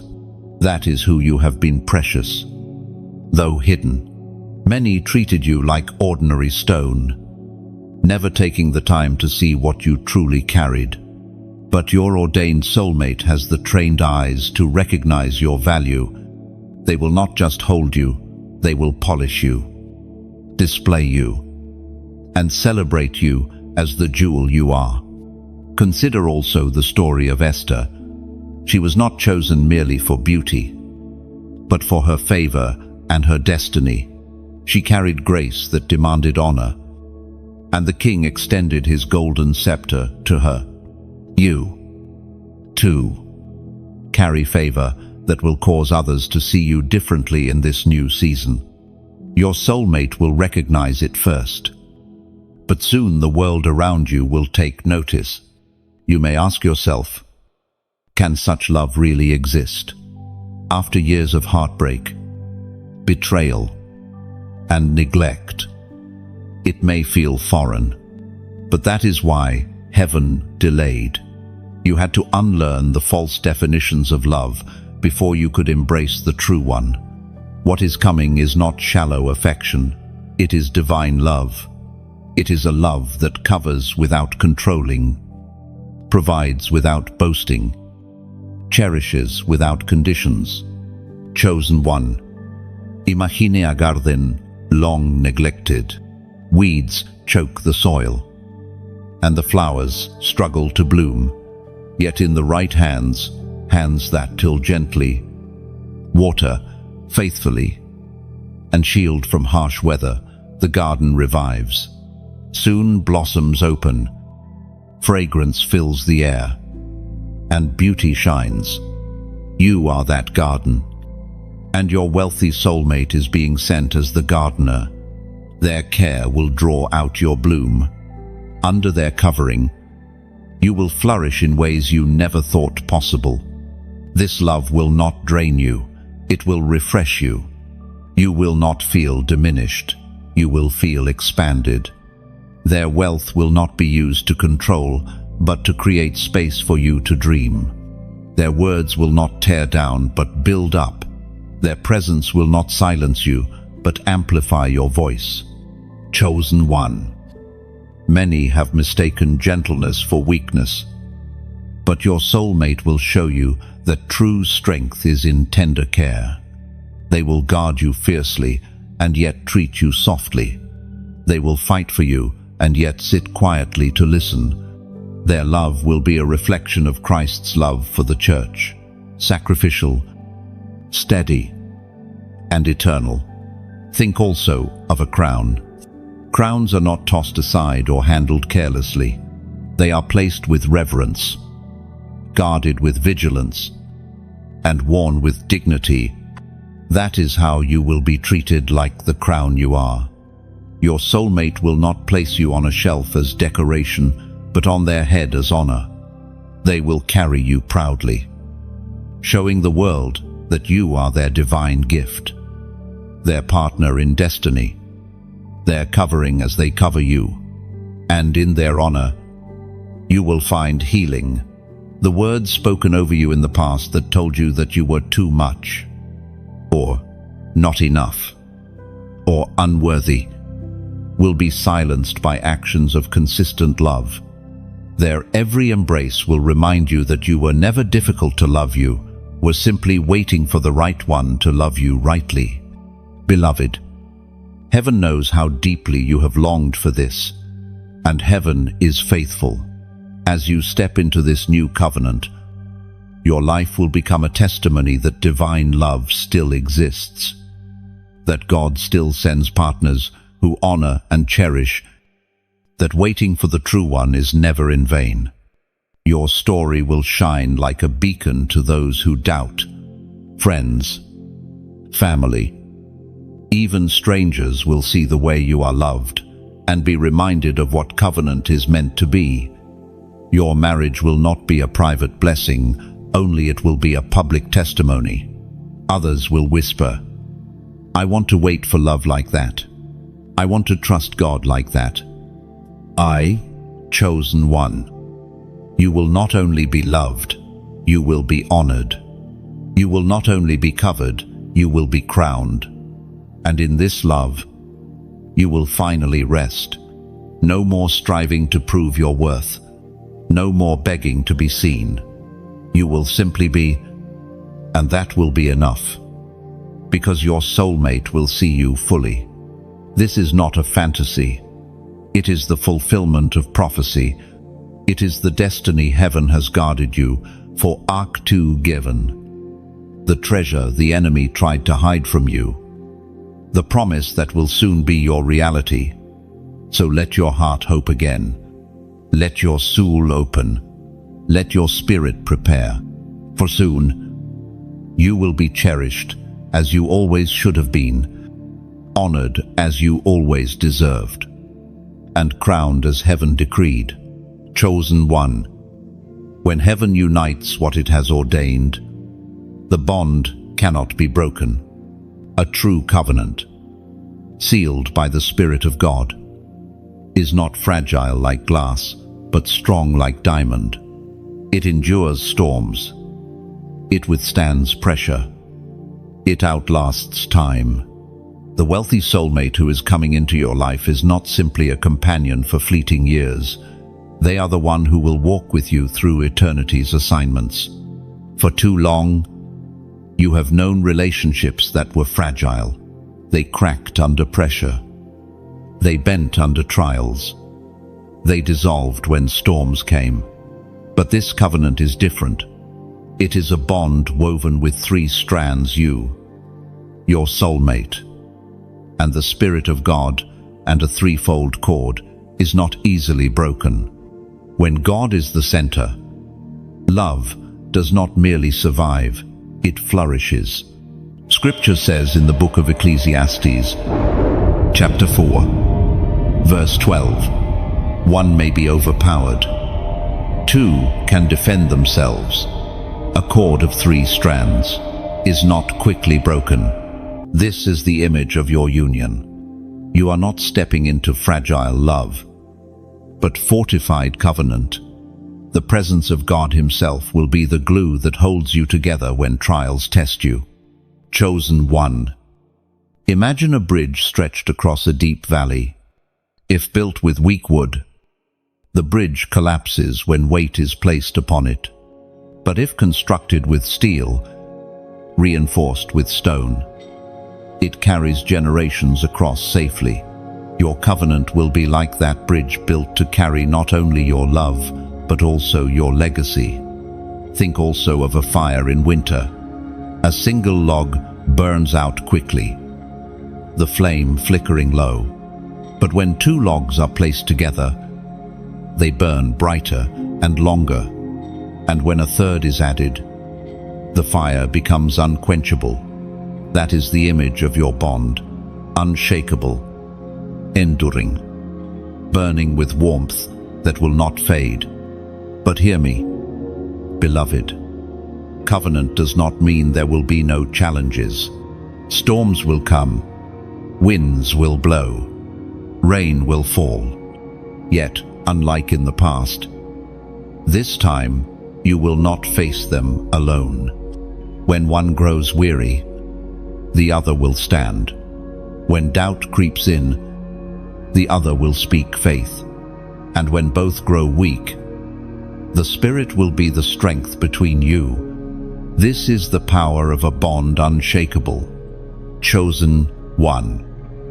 Heaven has chosen you to be a living testimony of this kind of love. Your story will prove that covenant is not a myth, that God still unites hearts in ways the world cannot explain. Others will see the strength of your union and be inspired to trust God for their own. Now, allow me to step aside for a moment and speak heart to heart.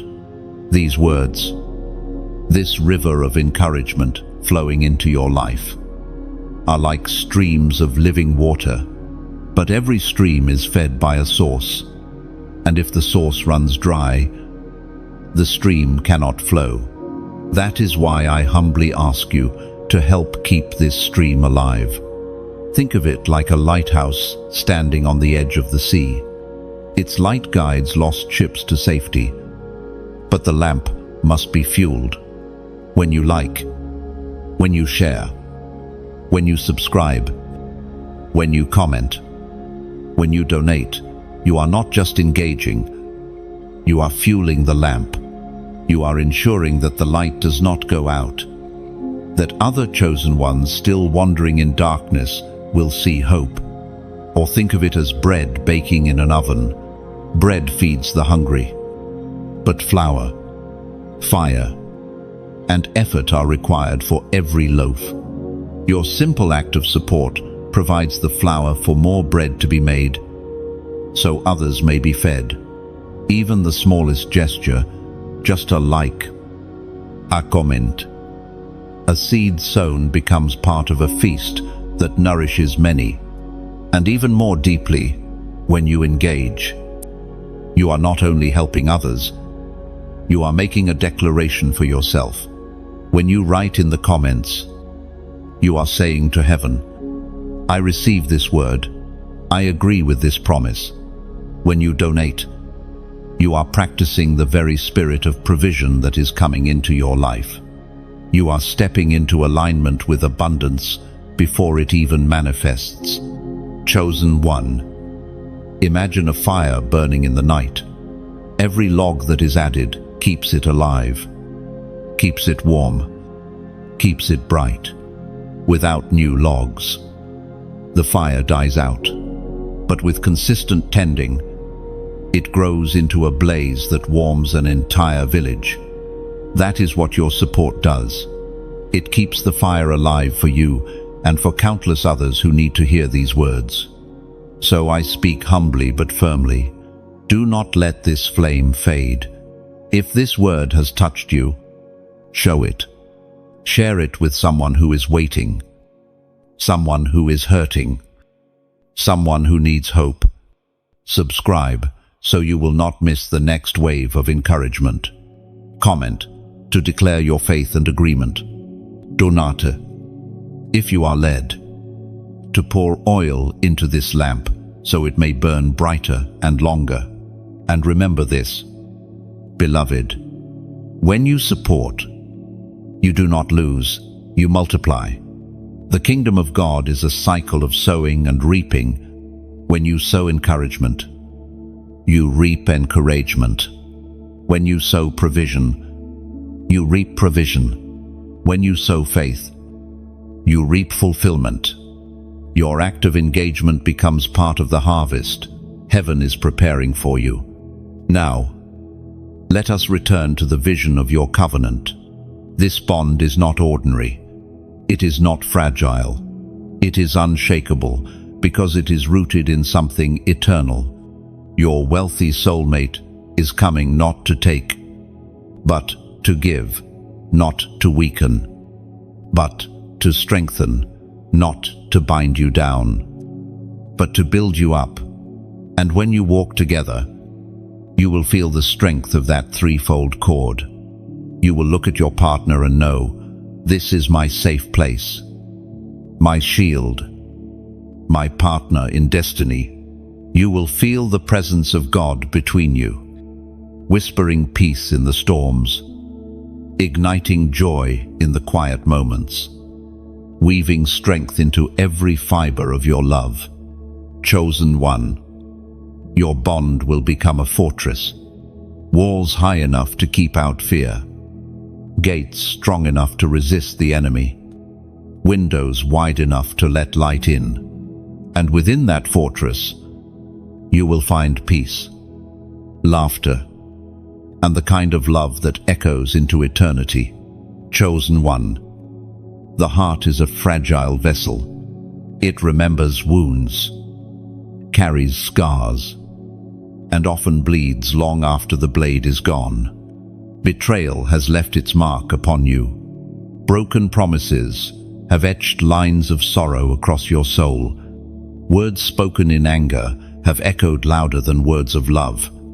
And yet, as heaven prepares to unveil your covenant, you must know this truth. Divine love heals what human love once shattered. Your wealthy soulmate is not coming to pretend the pain never happened. They are not coming to erase your memory. They are coming to pour oil into the cracks, to bind up the wounds, to create safety where fear once lived.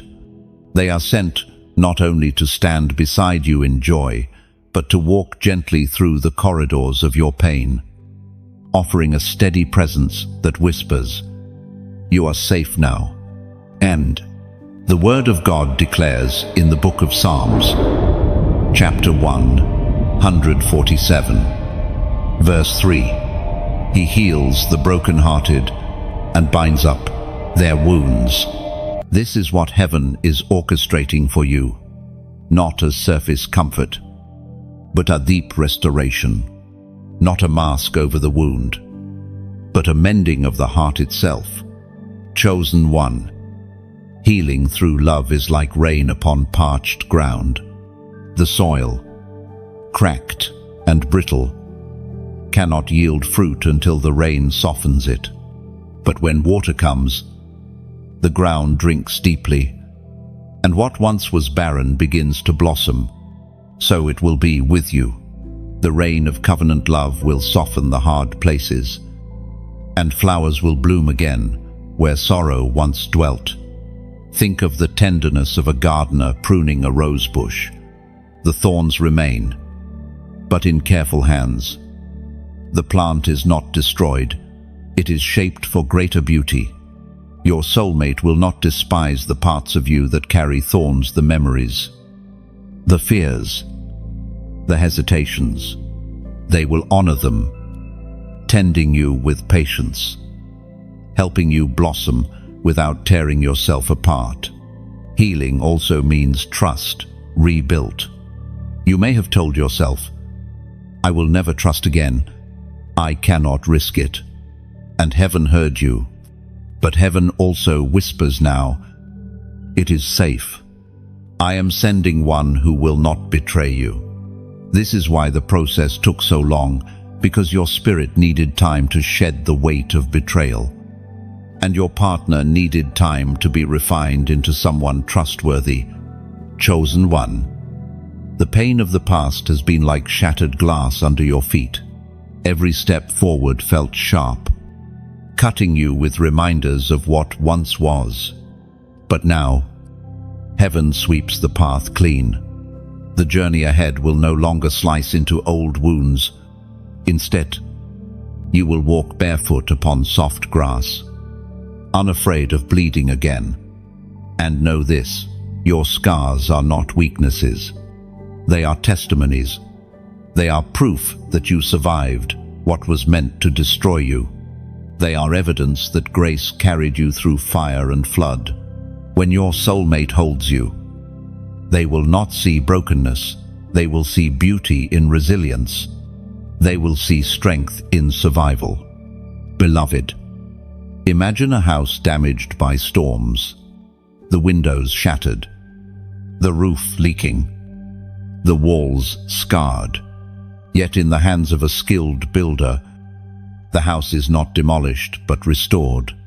Stronger beams are laid. New glass is placed. The roof is reinforced. The house stands again, more beautiful, more secure than before. That house is your heart, and your soulmate is the builder chosen to help restore it. Do not fear that your pain makes you unlovable. Quite the opposite. It makes you real, deep, human, compassionate. It has softened you toward others who suffer. It has prepared you to carry empathy, to understand sorrow, to love more deeply than those who have never known loss. And that depth is exactly why heaven preserved you for love that is shallow cannot heal. But love that is deep can mend what was once torn. Chosen one. The healing will not be instant. It will be a process, but it will be a holy process. Each conversation with your soulmate will be a balm. Each act of consistency will be a stitch in the fabric of your soul. Each day of faithfulness will erase a day of betrayal. Over time, the scales will tip, and love will outweigh pain. Trust will outweigh fear. Joy will outweigh sorrow. This healing will also ripple outward. Your covenant will not only mend your heart, but inspire others. Those who have given up on love will see your story and dare to hope again. Those who hide their wounds will watch your restoration and dare to believe healing is possible.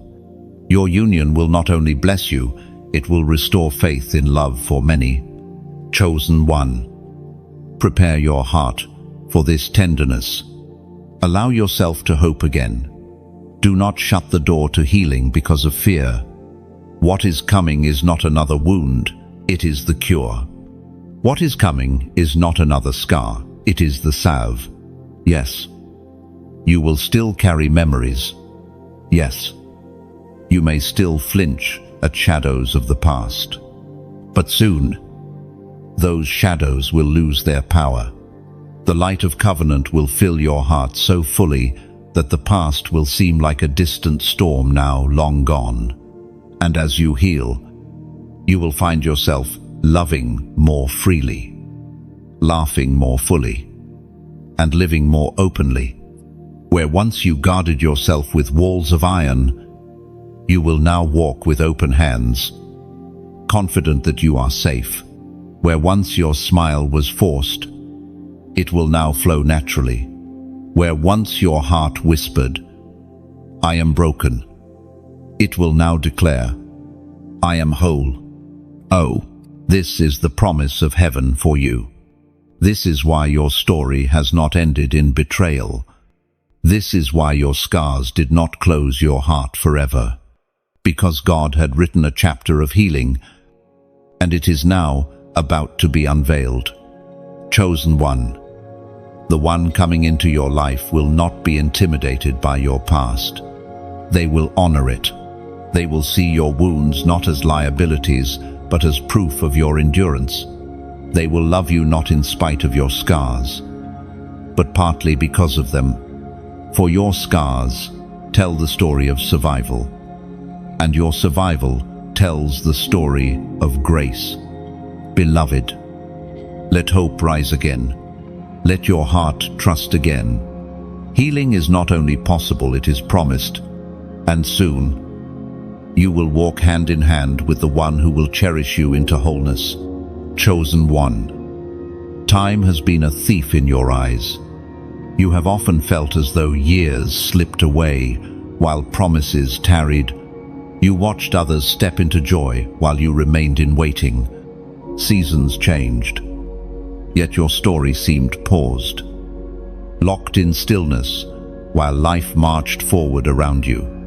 And yet, what you saw as lost years, heaven has counted as seeds for restoration. You must understand this. God wastes nothing. The time you thought was empty was training. The seasons you thought were stolen were being stored up. And now, as your wealthy soulmate approaches, restoration is written into your destiny. What was lost will not only be returned, it will be multiplied. The Word of God declares in the book of Joel, chapter 2, verse 25, "I will restore to you the years that the swarming locust has eaten." These are not empty words. Chosen one. They are your promise. The locusts of betrayal, rejection, poverty, and delay may have devoured seasons of your life, but heaven declares restoration. Imagine a tree cut down to its stump. For a season, it seems dead, lifeless, forgotten, but deep within the roots, life remains. Then, at the appointed time, shoots spring forth, green and strong, until the tree grows again taller, fuller, more fruitful than before. That is your story. The years that seemed barren were only the waiting season for new shoots of abundance to rise. Chosen one. You will not remain empty-handed. Heaven is preparing to return what was stolen: the laughter, the joy, the opportunities, the love, the stability, the honor. Your soulmate is part of this restoration, for they come not only with love, but with provision, with covering, with strength to rebuild what the years of struggle tore down. Think of Sarah, who laughed at the promise of a child in her old age. She thought the years were gone, too many seasons wasted. Yet God restored her, and the son she bore became a nation. In the same way, heaven whispers to you, "It is not too late. I can restore." Consider also Job, who lost everything: wealth, family, health. His friends whispered despair. Yet, in the end, God restored double what had been taken. Your journey, too, carries this pattern. Loss may have been real, but restoration will be greater. What is coming will make the pain of the past a testimony, not a prison. Chosen one. Restoration does not only mean receiving what was lost, it means being upgraded beyond what you once imagined. The love you lost was shallow. The love that is coming is deep. The opportunities that slipped away were small. The ones ahead are vast. The joy that faded was fragile. The joy about to bloom will be unshakable. The years you spent waiting have given you wisdom that others do not carry. The tears you cried have softened your heart with compassion. The battles you fought have armed you with discernment. These qualities will make you a better partner, a wiser steward, a stronger leader. Even in what felt wasted, you were being equipped. Chosen one. Do not despise your scars. Do not grieve the years as if they are lost forever. For heaven counts differently than earth. What you call wasted, God calls invested. What you call late, God calls on time. And now, the harvest is about to appear. Imagine a field lying fallow, unplanted, for many years. To the eye, it looks wasted, but in truth, the soil is regaining strength. nutrients are replenishing. And when seed is finally planted, the harvest is richer than if the field had been used without pause. That is your life. The stillness of your past seasons was the replenishing of your soul. And now, when the seed of covenant is planted, the harvest will be overflowing. Chosen one. Restoration also means redemption of memory. The nights you wept in silence will be redeemed by nights of peace beside your soulmate. The days of rejection will be redeemed by days of being cherished. The moments of lack will be redeemed by moments of provision. God does not only restore circumstances, He restores joy, honor, and dignity. This restoration will not be hidden. Others will see it. Those who pitied you will marvel. Those who mocked you will be silenced. Those who doubted God's promise in your life will witness the fulfillment. Your story will become a living testimony that heaven is faithful, that no time is truly wasted when it is placed in God's hands. Beloved, prepare your heart for restoration. Release the bitterness of lost years. Let go of the thought, "It is too late for me," for heaven has decreed that your best days are ahead, not behind. Your soulmate is part of that decree, carrying with them both love and provision, both tenderness and strength. And as you walk into this season, you will find yourself saying, "Now I see why it took so long. Now I see why the delays happened. Now I see why I had to wait. It was not loss, it was preparation for restoration." The locusts ate, but they did not win. The years were hard, but they were not wasted. The waiting was long, but it was not empty. For now, the God of restoration steps into your story. And when He restores, He does not merely replace, He multiplies. Chosen one. Let this truth anchor you. Your story is not a tale of loss, but of redemption. The years ahead will outweigh the years behind. The laughter ahead will silence the tears of the past. The abundance ahead will erase the memory of lack, and the covenant ahead will heal the wounds of betrayal. Lift your spirit. Beloved, do not mourn the past any longer, for what is coming is greater than what was lost. And soon, you will stand in awe of a God who restores not in part, but in full and beyond. Chosen one. Peace is one of the most overlooked yet most powerful signs of divine alignment. When heaven writes a covenant into your life, the evidence is not only in attraction, not only in excitement, but in peace that flows like a river through your soul. Many times in the past, you may have felt drawn to people who stirred your emotions but left your spirit unsettled. With the counterfeit, there is always noise, confusion, doubt, tension. But with the one God has ordained, peace will settle over you like a mantle. This peace will be your confirmation. You will not need to convince yourself or silence your inner doubts. You will not feel forced or rushed. Instead, there will be a calm knowing, a stillness that says, "This is safe. This is right. This is covenant."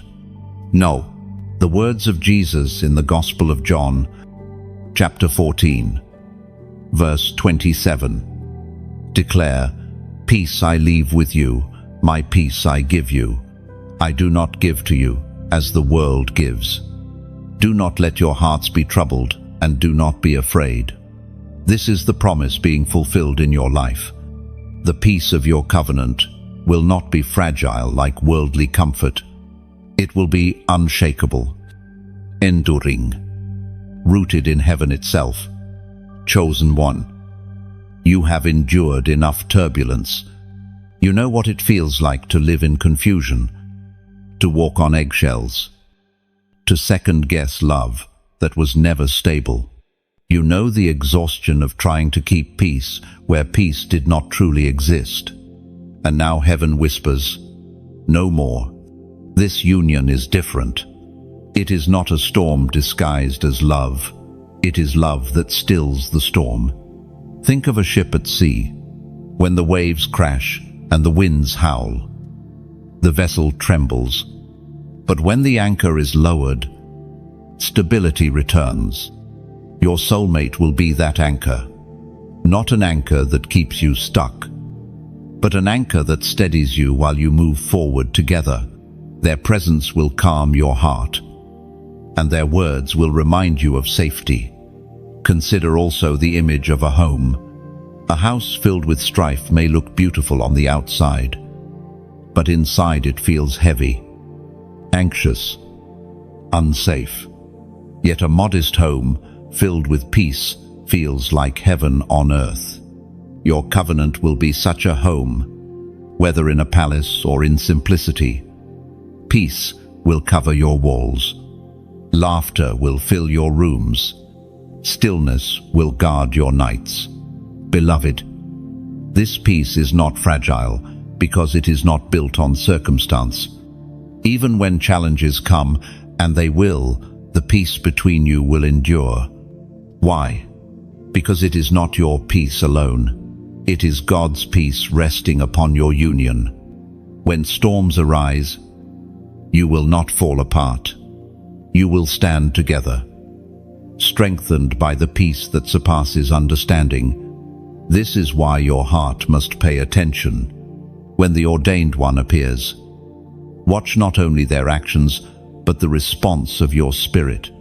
If anxiety rises, if confusion reigns, if your soul feels restless, then it is not covenant. But if peace flows, if rest settles, if joy feels effortless, then your spirit is recognizing what heaven has sent. Chosen one. Peace is the language of heaven. It is the signature of God's presence, and it will be the sign that tells you, this is the one. And now, even as you hear these words, I invite you to step into that peace with a simple prophetic act. Write this number in declaration, 555. Why 555? Because it symbolizes grace upon grace, the fullness of divine mercy, and the release of peace into your new chapter. When you type it, you are declaring, I walk in peace. I receive the covenant sealed in grace. I step into the calm of God's promise. End 4. Do not dismiss this as a small act. Heaven moves through faith expressed in simple obedience. By writing 555, you are agreeing with heaven's decree that your covenant will not be marked by strife but by peace.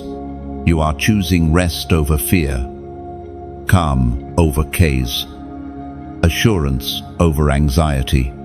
Chosen one. Imagine lying in a meadow, the wind soft upon your skin, the sky clear above you. No rush, no noisy, no fear, only stillness. That is how your spirit will feel in this union. Or picture a river flowing gently through a valley. It does not strain. It does not stumble. It simply moves steadily forward. That is how your love will grow steady, gentle, unstoppable. Peace is not weakness. It is strength disguised in stillness. It is the assurance that God is present, that you are safe, that destiny is unfolding without resistance. And this peace will be the foundation upon which you and your soulmate build everything else. Beloved, prepare yourself for this shift. After years of turbulence, you may find it strange to trust peace. You might even question it. wondering if love can really be so steady. But that is why heaven speaks to you now. Yes, it can. Yes, it will. And yes, you will know it when it comes. So let your heart exhale. Let your soul rest. The days of confusion are over. The season of peace is here. And when you see the sign, when your spirit feels the stillness, do not doubt it. Recognize it for what it is. Heaven's confirmation that your wealthy soulmate has arrived, carrying not only provision, but also peace. Chosen one. Type it in faith. 555. Let it be your agreement, your testimony, your declaration, and let the peace of God, which surpasses all understanding, guard your heart as you step into this covenant. Chosen one. Even before you knew their name, before you could imagine their face, your wealthy soulmate has been covered in prayer. This is one of the most profound mysteries of covenant. God stirs intercession in your spirit for someone you have not yet met. And at the same time, He stirs intercession in theirs for you. Without realizing it, you have been carrying each other in prayer, lifting one another to heaven's throne, guarded by the Spirit, even in seasons of distance. Have you noticed how sometimes your heart has grown heavy without explanation, and suddenly you felt urged to pray? You thought perhaps it was for yourself or for someone near. Yet in truth, many of those prayers were for your future partner. Heaven allowed you to feel their burden so that your intercession would shield them. In return, they too have prayed for you without understanding why their spirit felt the pull. The book of Romans, chapter 8, verse 26, declares, "The Spirit helps us in our weakness.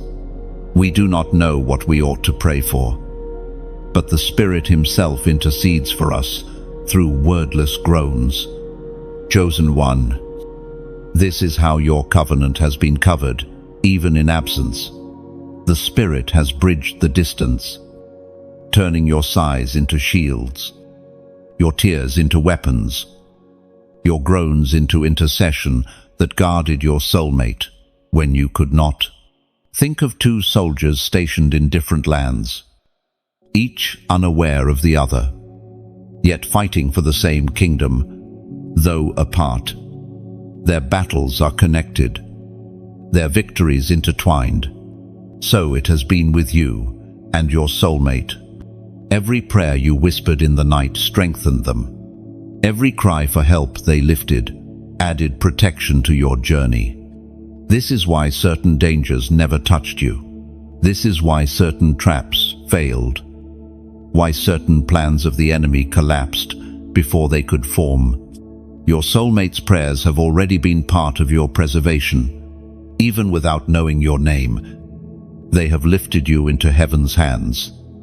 Chosen one. Prayer is the invisible thread that ties covenant souls long before they meet. It is like two lamps burning in different houses, their flames separate, yet fueled by the same oil. One day, those lamps will be placed side by side, their light combining into a blaze. But even before then, each flame strengthens the other across distance, for they draw from the same source. You may recall moments when you felt an unusual surge of peace, strength, or encouragement, as though a hand had rested upon your shoulder. That was not random. That was the fruit of prayer, yours for them, theirs for you. Heaven allowed the intercession to become tangible so that you would not lose hope. Chosen one. Intercession is love before love. It is covenant before covenant. It is heaven's way of saying, you belong to each other already, even if you do not yet see it. And soon, When you meet, you will realize how often your prayers aligned. You will laugh in awe when you hear them speak of burdens they carried at the same time you were moved to pray. You will marvel at the timing, realizing heaven has been weaving the two of you together through intercession all along. Consider also the image of a tree and its roots. The tree above ground may seem separate from another far away, but underground, their roots often intertwine, sharing water, sharing strength, sustaining each other through hidden connections. That is how your prayers and theirs have worked unseen, yet sustaining. Chosen one. This reality also reveals why you sometimes felt an unexplainable longing.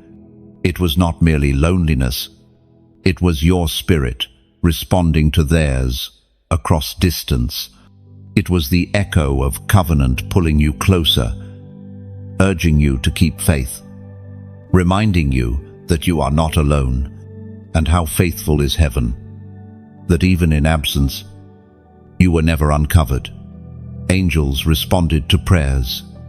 You did not even realize you prayed for your soulmate.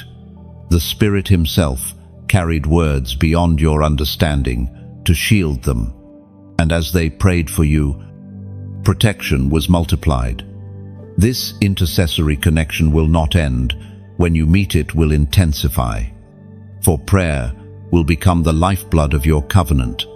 Together, you will stand in agreement, lifting your voices as one, shaking foundations, opening doors, breaking chains. The union of your prayers will be a fortress against darkness, where one could chase 1,000. Together, you will put 10,000 to flight. Chosen one. Prepare yourself for this holy partnership. Your soulmate is not only a provider in the natural, they are also a warrior in the spirit. They carry wealth in their hands and power in their prayers. Their intercession will not only cover your home, but expand your destiny, and your prayers, joined with theirs, will create a canopy of protection that no enemy can pierce. Do you see now why the enemy tried so hard to weary you in prayer? Why distractions came when you sought to intercede? Why heaviness pressed upon you when you wanted to lift your voice? It was because your prayers were already effective. He feared the power of your words, because they were not only preserving you, they were preserving your ordained one.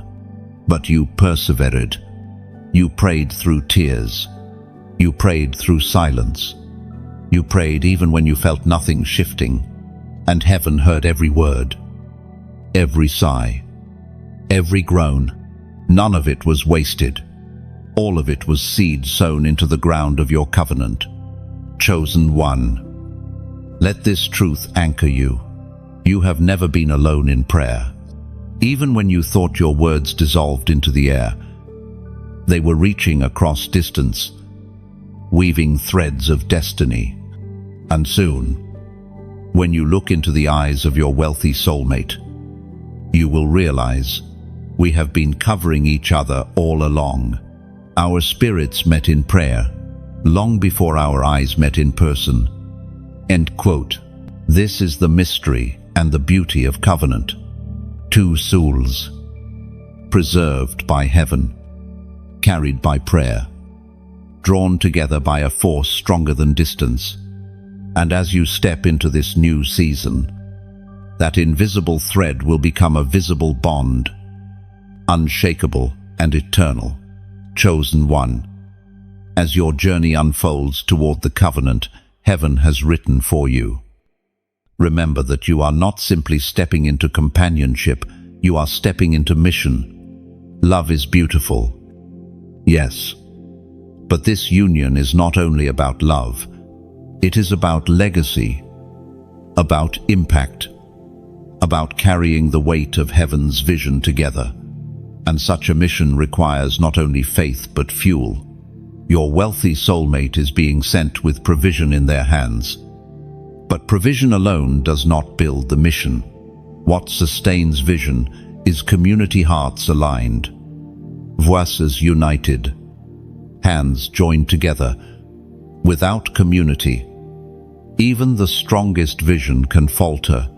With community, even small beginnings can become unstoppable. The Word of God declares in the second letter to the Corinthians, chapter 9, verse 7, each of you should give what you have decided in your heart to give, not reluctantly or under compulsion, for God loves a cheerful giver. Do you see? Beloved, every act of giving, whether small or great, is not wasted. It is love in motion. It is faith made visible. Think of a river. No single drop makes the river strong, but together, countless drops carve valleys, move stones, and bring life to the land. In the same way, when you like, when you share, when you subscribe, when you donate, when you comment, you are adding your drop to a river that flows further than you can imagine. Chosen one. I must speak plainly from the heart. These words flowing into your spirit are not light, they are weighty, and they demand energy, time, and oil to be poured out. Like the lamps of the temple, the flame does not keep itself burning. It requires oil. Without oil, the flame dies, and the temple grows dark. But when oil is continually poured, the light shines day and night, guiding all who enter. This channel, these messages, they are lamps, and every act of support you give is oil poured into the flame. Your like is a drop of oil. Your share is another. Your subscription keeps the wick steady. And your donations, those are jars of oil that keep the lamp burning brighter, longer, stronger. For many who still wander in darkness searching for hope. Beloved, think of a farmer who sows seeds. Each seed looks small, almost insignificant, but hidden within it is harvest. When you sow into this work through engagement, through giving, you are not throwing something away. You are planting it in fertile ground, and in time, the harvest returns, pressed down, shaken together, running over. Or think of a lighthouse. Its beam cuts through storms, guiding ships to shore.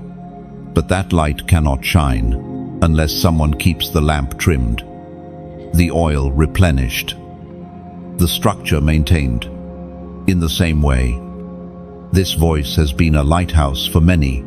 If you have been guided by this light, if your soul has felt seen, if your spirit has been lifted, then help keep the lighthouse burning, not only for yourself, but for the countless others still sailing in stormy seas. Chosen one. This is bigger than one person. You are part of something greater than yourself. Every time you engage, every time you sow, you are helping to carry this word to the next chosen one who needs it. You may never meet them, but heaven knows their face. And your act of support could be the very thing that ensures they hear what saves their life, restores their faith, rekindles their hope. And do not think lightly of small acts. A single candle can light another without losing its flame. A single loaf of bread shared can feed a hungry child. A single word of encouragement can keep someone from giving up. In the same way, your support, no matter the size, multiplies when placed in heaven's hands. Let me paint another picture for you. Imagine a great tree. Its roots draw nourishment from the soil. Its branches stretch to the heavens. Its fruit feeds the hungry.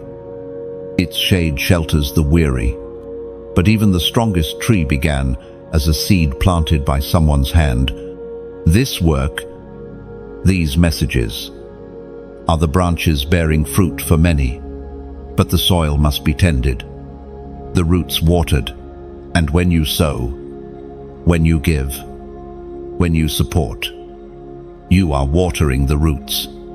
You are ensuring that the tree does not wither, but continues to stand tall for generations. Beloved, I ask you with sincerity, if these words have touched your spirit, if this stream has refreshed you, then do not let it flow only to you. Share it, like it, comment to declare your agreement, subscribe to stay connected to the flow, and if you feel the tug, sow into it, donate, not under compulsion, but as a cheerful giver, knowing your seed becomes someone else's breakthrough. Because here is the truth. Love and provision go hand in hand. Your wealthy soulmate is bringing provision into your personal life. Yes, but heaven also surrounds you with a community of chosen ones, each with the ability to sow, to strengthen, to sustain. Together, we are part of a greater story. When you support, you are not only fueling this voice, you are aligning yourself with the very principle your soulmate will embody: provision. You are practicing generosity, stepping into abundance, declaring, I am not only a receiver, I am a giver. I walk in the flow of heaven's provision. M0. And remember, chosen one, every harvest begins with a seed. If you desire abundance, sow abundance. If you desire covering, sow covering. If you desire encouragement, sow encouragement. The kingdom of God is a circle. What you pour out always returns, often multiplied beyond measure. So, I say again, with humility and sincerity, keep this flame alive. Like the message, share it so others may be reached. Subscribe so you remain connected. Comment to testify. And if heaven stirs your heart, sow into the work, because every jar of oil keeps the lamp burning for another night, another soul, another testimony. Your wealthy soulmate is coming with provision for your personal destiny. But until then, heaven invites you to step into the rhythm of giving, aligning with the flow of abundance.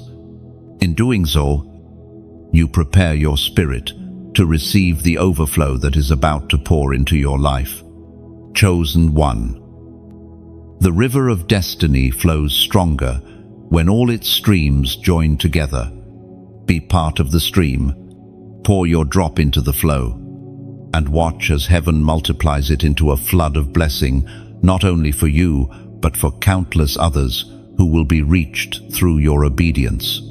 Chosen one.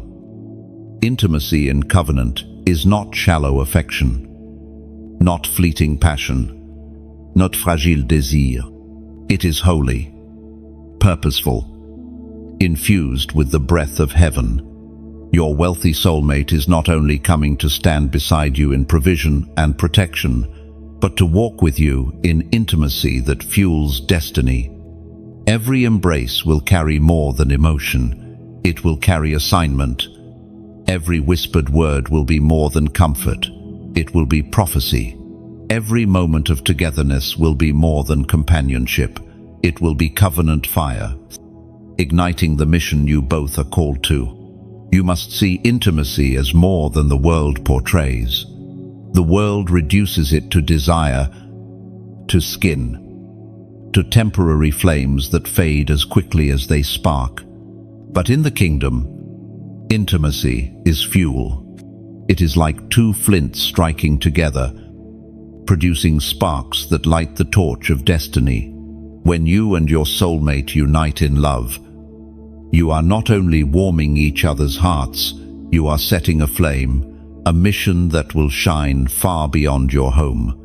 The Apostle Paul reminds us in his letter to the Ephesians, chapter 5, verse 31, "For this reason a man will leave his father and mother and be united to his wife, and the two will become one flesh." This is not mere poetry. Chosen one. It is a sacred mystery. Becoming one is not only physical, but spiritual. It means sharing vision, carrying the same mantle, breathing the same call. It means intimacy is not an end in itself, but a means by which heaven multiplies strength. Chosen one. Think of two eagles soaring side by side. Alone, each can fly far, but together they create currents that carry them higher, smoother, farther. That is intimacy in covenant. Not just romance, but alignment. Not just a fiction, but ascension. Together, you will soar into dimensions you could not reach alone. Consider also fire and wood. Alone. The wood is dry and lifeless. Alone. The flame is small and easily extinguished. But when fire touches wood, life bursts forth heat, light, energy. The union multiplies strength. So it will be with you and your soulmate. Every moment of covenant love will be like fire meeting wood, igniting greater force, fueling your divine calling. Intimacy also heals your scars, your fears, your hidden sorrows. They will find comfort in the gentle embrace of one who sees you fully and loves you still. Their touch will not wound, but restore. Their words will not cut, but mend. In intimacy, you will experience the love of God reflected through human tenderness. This is how heaven designed covenant, to restore what life has broken, to heal what betrayal has scarred. Chosen one. Do not confuse this covenant intimacy with the counterfeits you have known. In the past, you may have tasted desire without depth, affection without security, passion without purpose. Those experiences left you empty, longing for more, wondering why love felt hollow. But that hollowness was the mark of counterfeit. True intimacy does not leave you empty, it leaves you whole. True intimacy does not drain, it replenishes. True intimacy does not distract, it directs. Your wealthy soulmate is not coming to take from you, but to pour into you. Their provision is not only financial, but emotional, spiritual, and physical. They will cover you, cherish you, honor you, and in return, your presence will be their safe place, their joy, their strength. Together, you will find that intimacy is not selfish, but selfless, each seeking to lift the other higher. This intimacy will also be prophetic, for when two become one, heaven speaks, dreams will align, visions will intertwine, prayers will multiply in power. When you touch in agreement, strongholds will break. When you stand in unity, doors will open. Your intimacy will be a weapon against darkness. For nothing terrifies the enemy more than two souls aligned under heaven, bound in love, burning with purpose. Beloved, prepare yourself to embrace this. You have carried fear that intimacy means pain, that closeness means betrayal, that opening your heart means breaking again. But heaven assures you, this time is different. This love is safe. This intimacy is holy. This covenant is ordained. Think again of a harp. Alone, one string may produce a note, But when all strings are tuned and played together, the melody is rich, full, breathtaking. In the same way, your life and your soulmate's life will create a song together. Each note, every conversation, every embrace, every prayer will blend into harmony that glorifies God. Chosen one, intimacy will not weaken you. It will strengthen you. It will give you courage to face trials, boldness to step into callings, energy to carry assignments. You will look at your partner and feel not only love, but also destiny. You will know that every time you come together, you are not only holding each other, you are holding the future Heaven wrote for you both. And now, let us seal this moment with a declaration. Write in the comments these simple words: I choose love. All. Say it. Type it. Declare it. Why? Because your words are seeds. By choosing love, you are rejecting fear. By choosing love, you are aligning yourself with covenant over counterfeit. By choosing love, you are declaring to heaven and to yourself that you are ready for intimacy with purpose, not passion without meaning. Chosen one, do not underestimate the power of this act. The enemy thrives on fear, on mistrust, on wounds that whisper. Do not open your heart. But when you boldly say, I choose love, you silence the whispers of fear and invite heaven's promise into your spirit. This covenant will not be fragile. It will not break at the first test. It will not fade at the first challenge. It will endure, because it is rooted in something eternal. Intimacy with purpose will fuel it. Prayer will shield it. Provision will sustain it. Love will crown it. So lift your eyes. Beloved, do not fear what is coming. Do not shrink from the intimacy heaven has prepared. For what awaits you is not sorrow, but joy, not betrayal, but faithfulness, not emptiness, but fullness. You are stepping into intimacy that fuels destiny, love that builds legacy, covenant that carries eternity. And when you look back on this moment, you will say, now I understand why it never worked before. Now I see why I had to wait. It was not delay, it was preparation for intimacy with purpose. And chosen one, your wealthy soulmate is coming. And with them comes more than provision, more than affection, more than companionship. With them comes intimacy that fuels the fire of heaven's mission in your life. And soon, you will walk in it fully. Chosen one, your story will not be hidden. The union heaven is bringing into your life is not simply for private joy, but for public testimony. What God is about to do in your covenant is so extraordinary that others will not be able to deny His hand upon you. Your wealthy soulmate is not only provision for your house, but evidence for the world that heaven keeps its promises.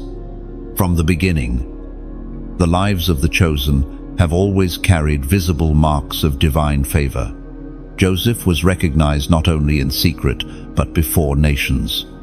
Esther's elevation was not hidden in silence, but proclaimed in the courts of a kingdom.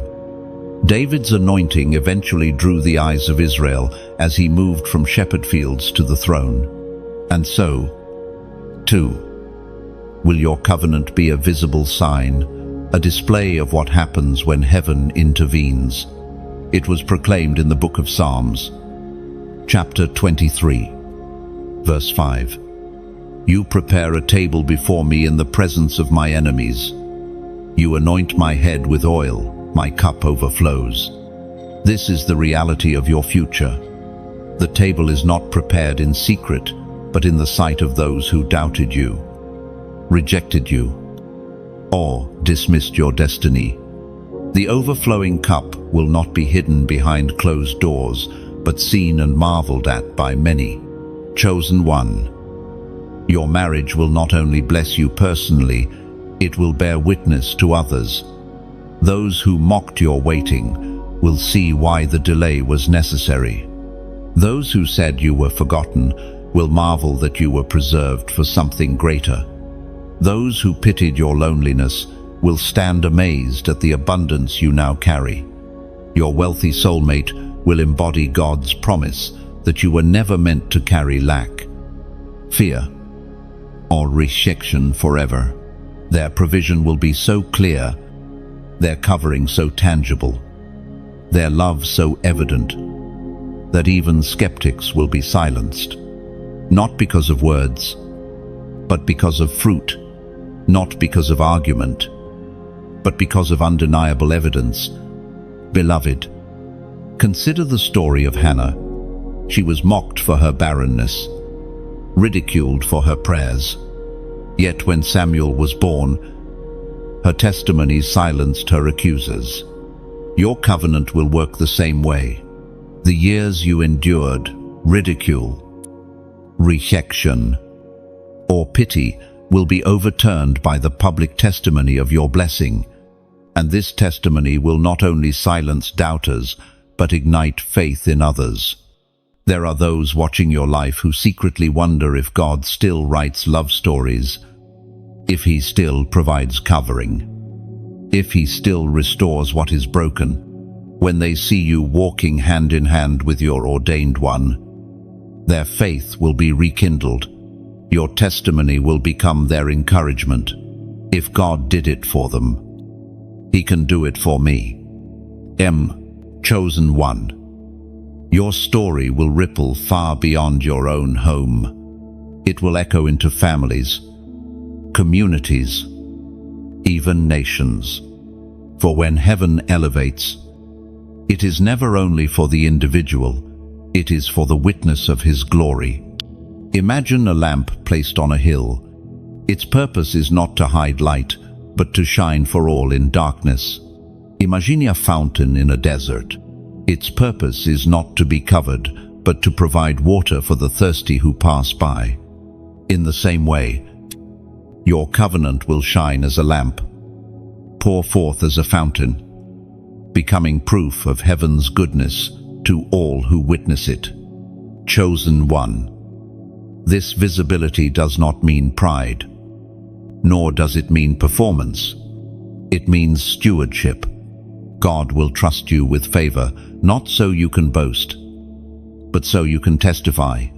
Your wealth, your love, your peace, your restoration, all of it will become a living message, saying to the world, this is what happens when you wait on God. This is what happens when you trust His timing.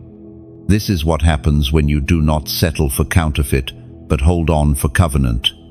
As the enemy once tried to use your story as a mockery, he whispered to others, look at them still waiting, still empty, still forgotten. But now, heaven will turn that very story into glory. The same lips that mocked will marvel. The same eyes that pitied will praise. The same hearts that doubted will be pierced with conviction as they see what heaven has done. Beloved, prepare yourself to be seen. Prepare yourself to carry testimony in public. This does not mean flaunting or boasting, but walking humbly with grace. Your story will speak louder than you need to. Your presence, your covenant, your abundance will be enough to proclaim the faithfulness of God. And as this testimony unfolds, do not be surprised when others begin to seek you out, not only for advice, but for encouragement, for wisdom, for prayer. Your union will carry an anointing that others will recognize. You will become not only a witness, but a vessel through which others encounter hope. Chosen one. Remember, the testimony of your life is not only for the doubters, It is also for the dreamers.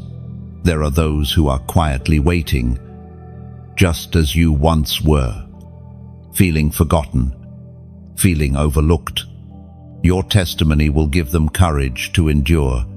They will look at your story and say, if they endured and saw fulfillment, so can I. End of true. And so, beloved, walk with confidence into this season of testimony. Do not hide your light. Do not shrink from the visibility heaven gives. It is not about you, it is about the one who wrote your story. Your marriage will not only be love fulfilled, but promise revealed, covenant displayed, destiny proven. The world will watch, and many will whisper, surely, the hand of God is upon them, and that whisper will become the echo of heaven's glory through your life. Chosen one, what you are stepping into is not only a covenant of love and provision, it is a covenant of breaking chains. This wealthy soulmate, sent by heaven, is not merely an answer to your prayers. They are a divine instrument to end cycles that have lingered in your family line for generations. For too long, patterns have repeated, cycles of lack, cycles of betrayal, cycles of loneliness, cycles of missed opportunities. It has seemed at times as though invisible walls stood in your way, preventing you from advancing fully. You have watched others in your family struggle, repeating the same stories, the same heartbreaks, the same limitations, and in your heart, you whispered, "It cannot end this way. There must be more." End quote. Chosen one, heaven heard that cry, and heaven has chosen to break the cycle with you. The Spirit spoke through the prophet Isaiah, chapter 58, verse 12. Your people will rebuild the ancient ruins and will raise up the age-old foundations. You will be called repairer of broken walls, restorer of streets with dwellings. That is your mantle. You are not only inheriting blessing, you are rewriting history. You are repairing what was broken and restoring what was lost. Your covenant is a key. It unlocks doors that remained closed for those before you. It opens streams of abundance that once seemed blocked. Through this union, generational curses are shattered and generational blessings are released. Think of a river dammed by stones for centuries. Upstream, water gathers, pressing harder and harder, waiting to be released. Then one day, the barrier is removed, and the river surges forward, flooding the land with life. That is what is about to happen in your life. The blessings stored up by heaven will burst forth, no longer blocked by curses, but flowing freely into your lineage. Chosen one, your children and grandchildren will not know the struggles you endured. They will not taste the bitterness of lack or the loneliness of broken love. They will be born into covenant, into covering, into abundance. They will inherit peace instead of pain, security instead of instability, joy instead of sorrow. This is the power of generational shift. And it begins with you. Consider Abraham. He left behind his father's house, breaking away from idolatry, stepping into a promise that would birth nations. Consider Ruth. She broke the cycle of loss and widowhood by aligning herself with covenant, becoming part of a lineage that led to kings. You too are standing at the threshold of a generational turning point. Chosen one. The battles you fought were not only for yourself, they were battles for those who will come after you. Every tear you cried was watering the soil of freedom for your children. Every prayer you whispered was sowing seeds of protection for your descendants. Every rejection you endured was breaking chains so that those after you would not have to feel the same weight. And now, your wealthy soulmate enters this story not only as love fulfilled, but as destiny secured. They carry provision to rebuild what was torn down. They carry strength to guard what is now released. They carry vision to expand beyond what your family once imagined. Together, you will plant new roots, and from those roots will grow a tree that produces fruit for generations. Chosen one. Imagine a family tree scarred by drought, branches withered, fruit scarce, roots dry. Yet suddenly, rain comes, the soil softens, the tree revives. New shoots appear, fruit begins to multiply. This is what heaven is doing in your lineage.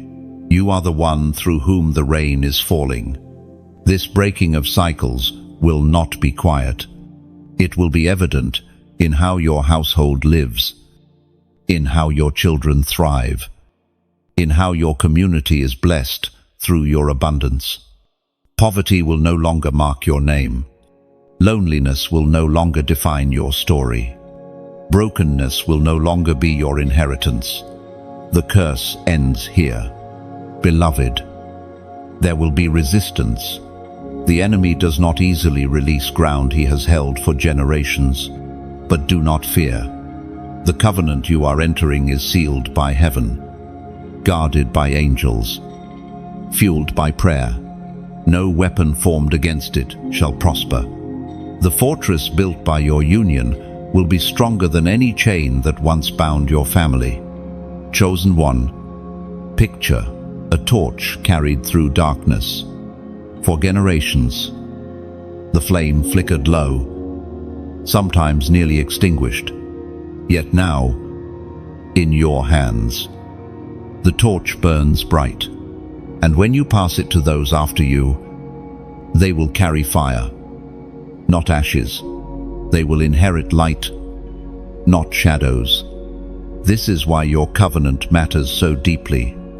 It is not only about romance, not only about companionship.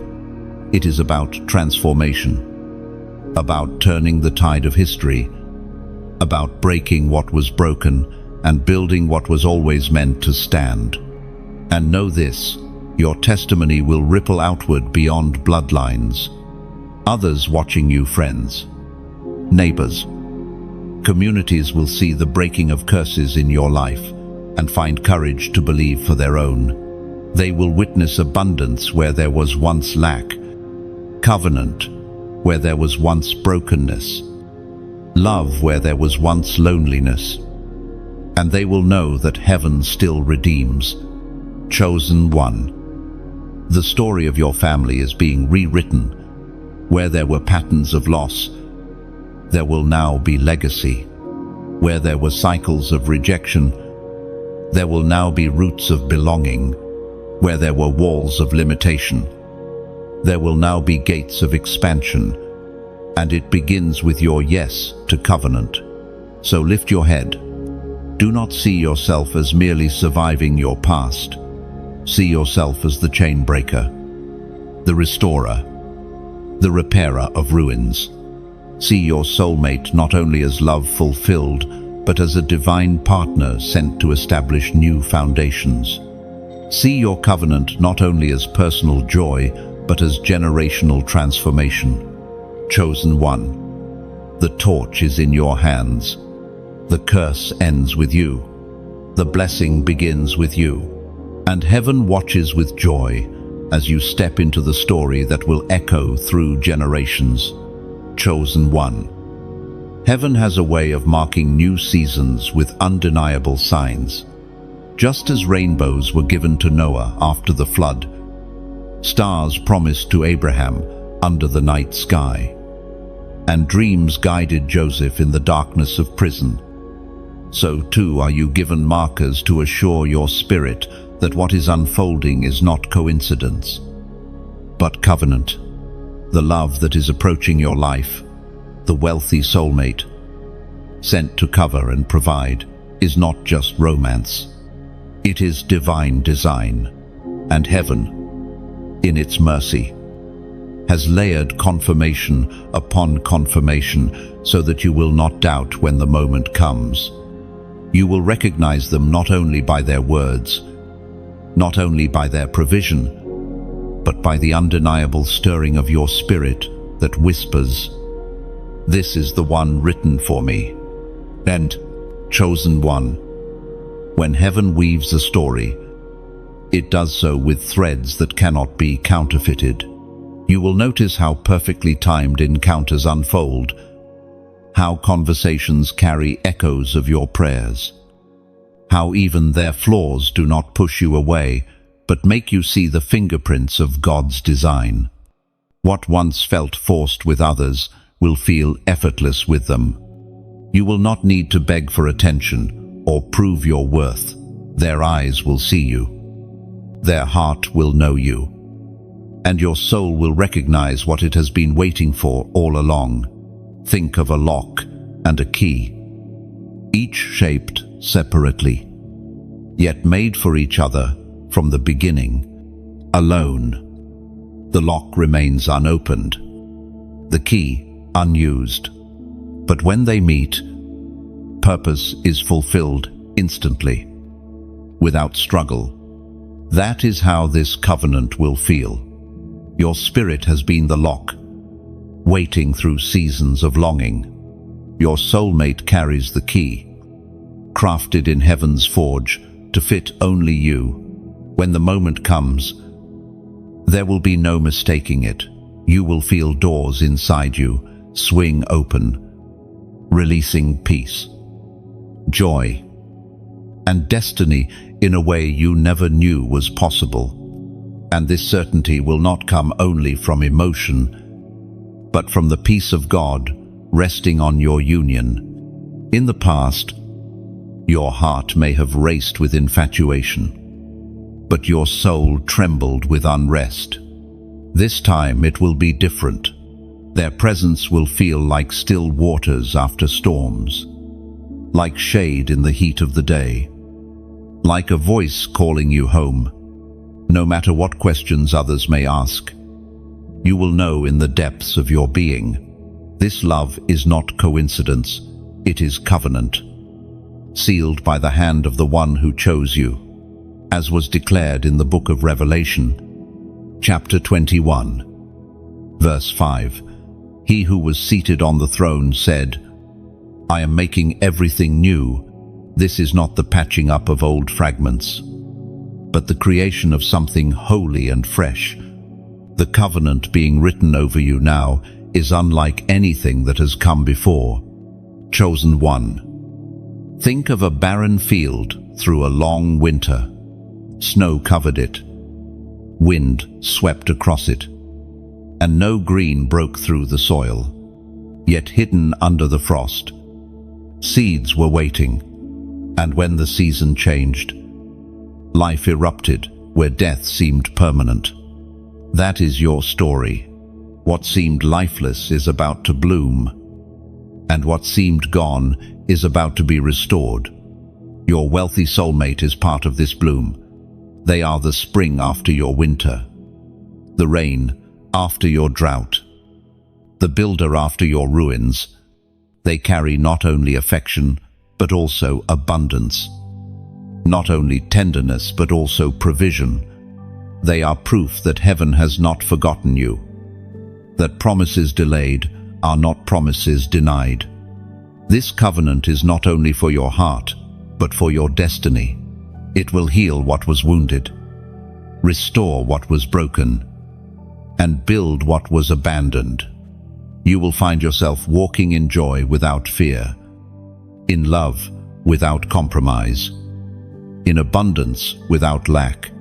But, chosen one, heaven also asks for your agreement. Promises are given, but agreement is the key that unlocks their manifestation. Agreement is more than thought, it is word, action, declaration. Faith must move from silence into expression. And so, I invite you now into a prophetic act. As you receive this word in your spirit, declare your agreement in the simplest but most powerful way. Write this number, 111. Why this number? Because it marks unity. One heart with one heart, joined by one God. It is the symbol of covenant alignment, your spirit, your soulmate, and heaven itself moving together as one. It declares that division is over, that counterfeit has no hold, that destiny is now in motion. When you type 111, you are not writing digits, you are prophesying agreement. You are saying, I align with heaven, I align with love, I align with covenant. You are planting a seed that says, I am ready for the oneness God has written into my story. It is as though your spirit takes pen in hand and signs its name on the contract of destiny. Every key you press becomes like a hammer strike, driving a stake of faith into the ground of your future. In this act, you are not merely repeating numbers, you are making a declaration in the unseen realm, releasing angels to guard the path of your covenant, announcing to every opposing force that you have chosen alignment with heaven's plan. Do not underestimate the power of this. What seems small in your eyes shakes the heavens. Just as a mustard seed can move mountains, so your act of agreement can unlock doors that no man can shut. Chosen one. Your covenant is near. Your love is sealed. Your abundance is prepared. Walk boldly into this season of oneness, knowing heaven has aligned every step before you. And let your declaration be clear. You are ready. Type it once. With faith, let it seal your heart. Let it echo into the atmosphere. 111, chosen one. When heaven writes a covenant, it is never just for one soul. It is for generations, for communities, for witnesses you may never meet. Your wealthy soulmate is not only being sent to cover and provide for you, they are a vessel through which heaven's abundance flows into many lives. And for this abundance to keep moving, heaven uses more than one channel. Your obedience, your willingness to keep the flame alive, becomes part of that flow. The book of Galatians, chapter 6, verse 9, reminds us, let us not become weary in doing good, for at the proper time we will reap a harvest if we do not give up. This is the heartbeat of covenant. You sow, you water, you tend, and in due season, harvest comes. But even the most fertile ground requires care. Even the brightest flame needs oil. Even the strongest vessel must be refilled.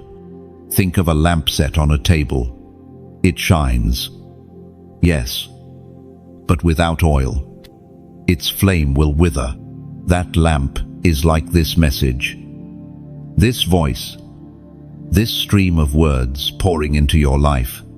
If it has guided you, if it has illuminated your path, if it has reminded you of your worth, then remember, the flame does not burn by itself. It requires oil poured steadily, lovingly, faithfully. Your likes, your shares, your subscriptions, and yes, even your donations are the oil that keeps this flame alive. Not only for you, but for those who still walk in darkness, searching for light. Or imagine a vineyard. Grapes do not grow by accident. They need tending. The farmer waters, prunes, protects, and cultivates the vines. Without care, the vineyard withers, but with steady support, it flourishes and produces wine that brings joy to many. In the same way, This vineyard of words needs tending. When you share, when you subscribe, when you support, you are the farmer's hands. You are ensuring that the fruit continues to grow, that others will taste the sweetness of hope through these messages. Beloved, do not underestimate small acts. A like may feel tiny. A share may feel simple. A donation may feel small, but placed in heaven's hands, they multiply, like the boy's loaves and fish in the hands of Jesus. What seems meager becomes enough to feed thousands. Your act of support may be the very thing that ensures someone else hears the word that saves them from giving up. Think also of a lighthouse on a rocky shore. Ships sail in storms, tossed by waves, blinded by rain. The lighthouse beam cuts through darkness, guiding them safely to harbor. But that light does not shine on its own. It requires maintenance, oil, caretakers who keep it alive. This channel, these words, are a lighthouse.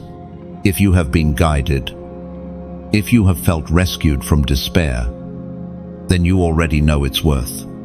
And you, through your engagement, are one of the keepers of the light.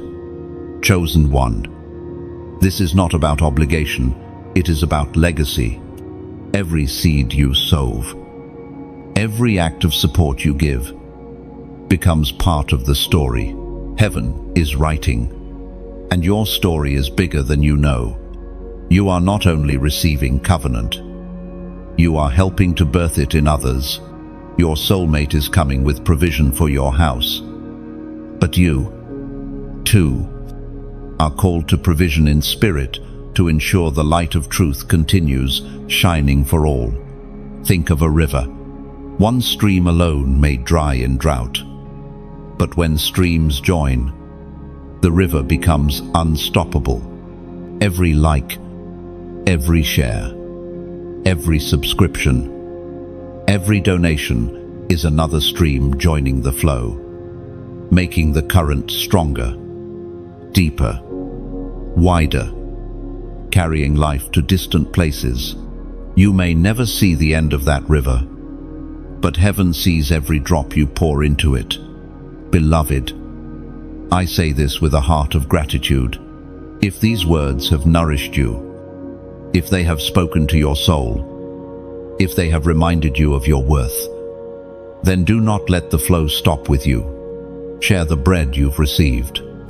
Pass the flame you've been given. Pour a little oil back into the lamp. Sow a seed into the vineyard. Keep the river alive. And remember, support is not only about giving financially. Sometimes it is as simple as sharing this message with someone who needs it. Sometimes it is subscribing, so you remain connected to the stream. Sometimes it is liking, so the message is carried further by unseen currents. Every act counts. Every act multiplies. Every act keeps the mission alive. Your wealthy soulmate is coming to cover and provide, but even before they arrive, heaven invites you to step into the same principle, covering and providing. Covering this message in prayer, providing oil through engagement, sowing into the vineyard with generosity. In doing so, you are aligning yourself with the very abundance you are about to receive. Chosen one, do not grow weary. Every seed matters. Every drop of oil matters. Every spark of light matters. And one day, when you see your covenant manifest, you will realize that your own obedience helped sustain the very voice that prepared you for it. So let your heart respond today. Like this word if it touched you. Share it so it reaches another soul. Subscribe so you stay connected to the flow of oil. And if heaven stirs your heart, to sow into this vineyard with joy. Donate not as compulsion, but as a cheerful giver, knowing your seed will multiply into fruit you may never see, but heaven will never forget. Your wealthy soulmate is near. Beloved, provision is coming in your personal life. But until then, continue to be part of heaven's flow. Keep the lamp burning. Keep the vineyard tended. Keep the river alive. Your obedience now is oil for tomorrow's flame, seed for tomorrow's harvest, light for tomorrow's wanderer. Chosen one. There comes a moment in every divine journey when heaven requires more than silent belief. It requires spoken agreement. You have listened with your heart. You have carried faith in your spirit. And you have endured the weight of waiting. But now, heaven is asking for your voice, not for long speeches, not for complicated prayers, but for a declaration that aligns your soul with the covenant that is already moving toward you. Your wealthy soulmate is not simply an answer to longing, they are an answer to prophecy. They are being sent as covering, as provider, as partner, and as the physical proof that heaven did not forget you. Their love will not only warm your heart, it will shield your destiny. Their provision will not only sustain your needs, it will release you to pursue your higher calling without fear of lack. And in this holy union, heaven whispers, "This is the covenant I have written. This is the oneness I have prepared." End of. The Apostle Paul reminds us in the book of Romans, chapter 10, verse 10, "For it is with your heart that you believe and are justified, and it is with your mouth that you profess your faith and are saved." Do you see?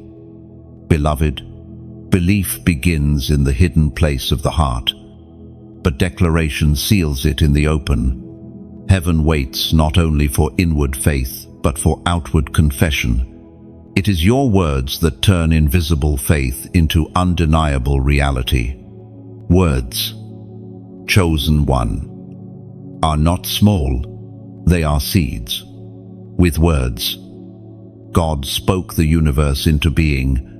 With words, covenants were formed between heaven and earth.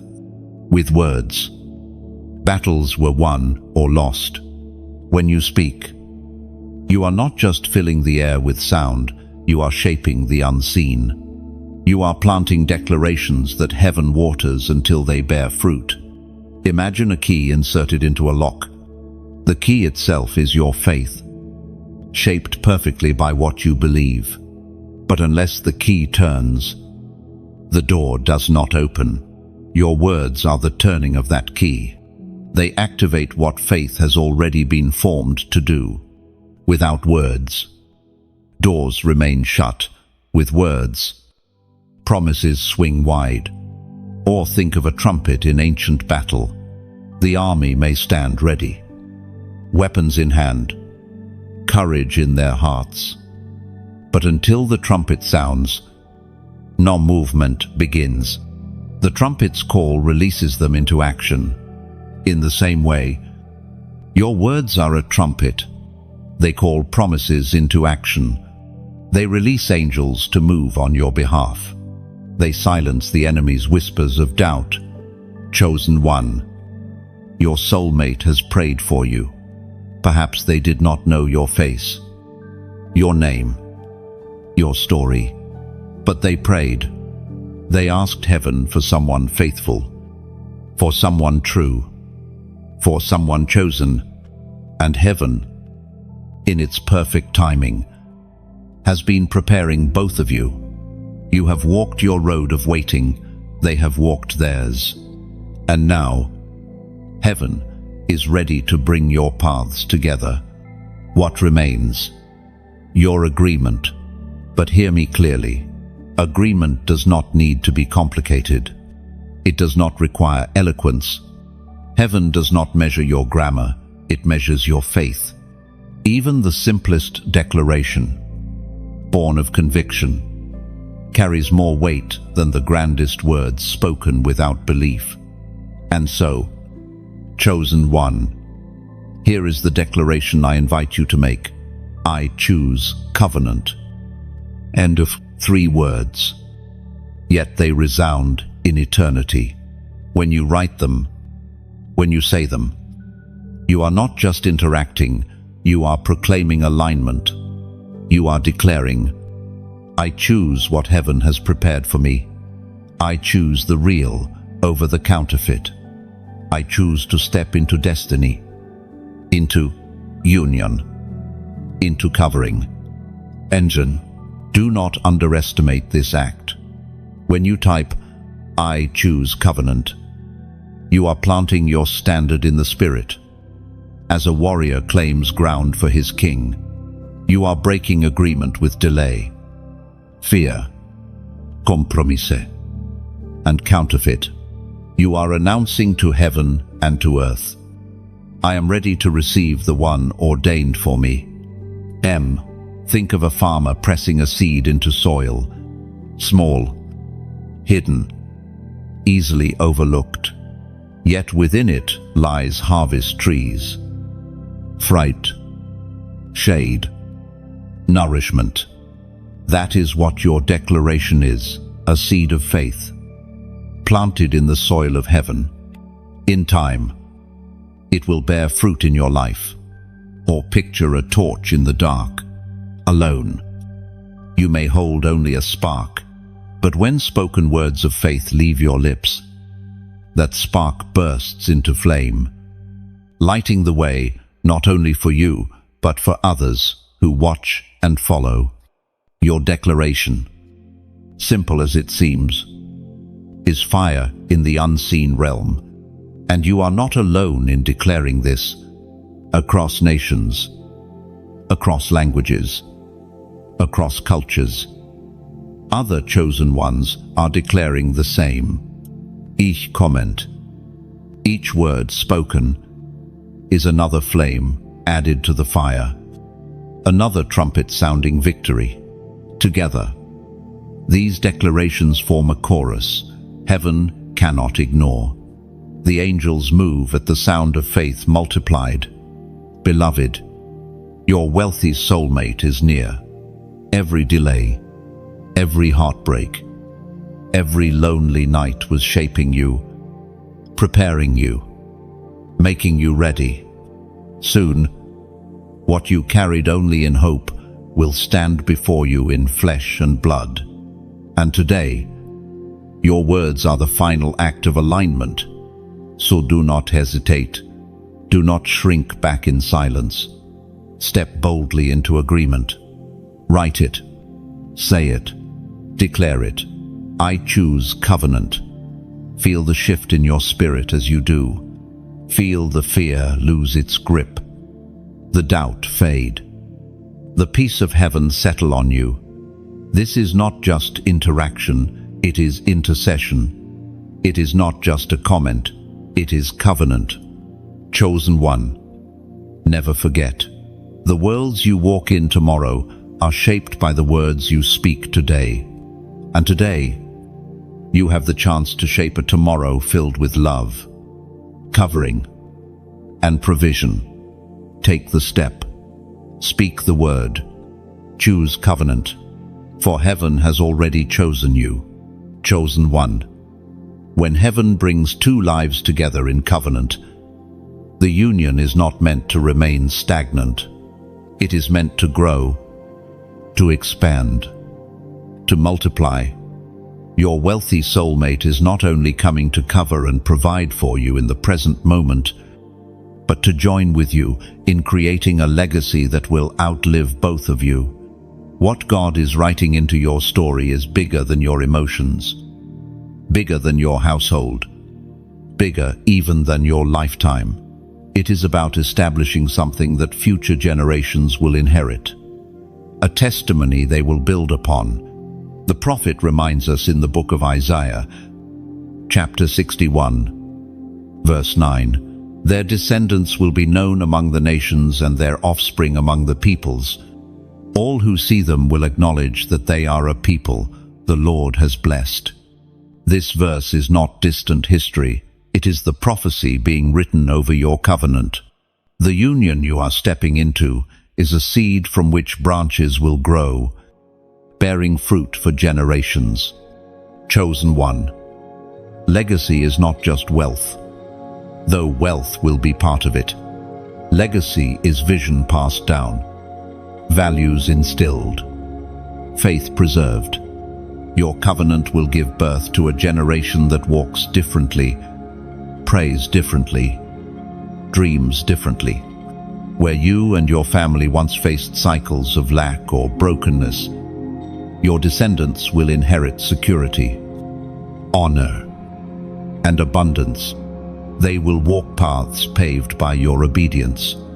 Think of a garden planted by your own hands. You may not taste every fruit. You may not sit under every tree's shade. But your children will.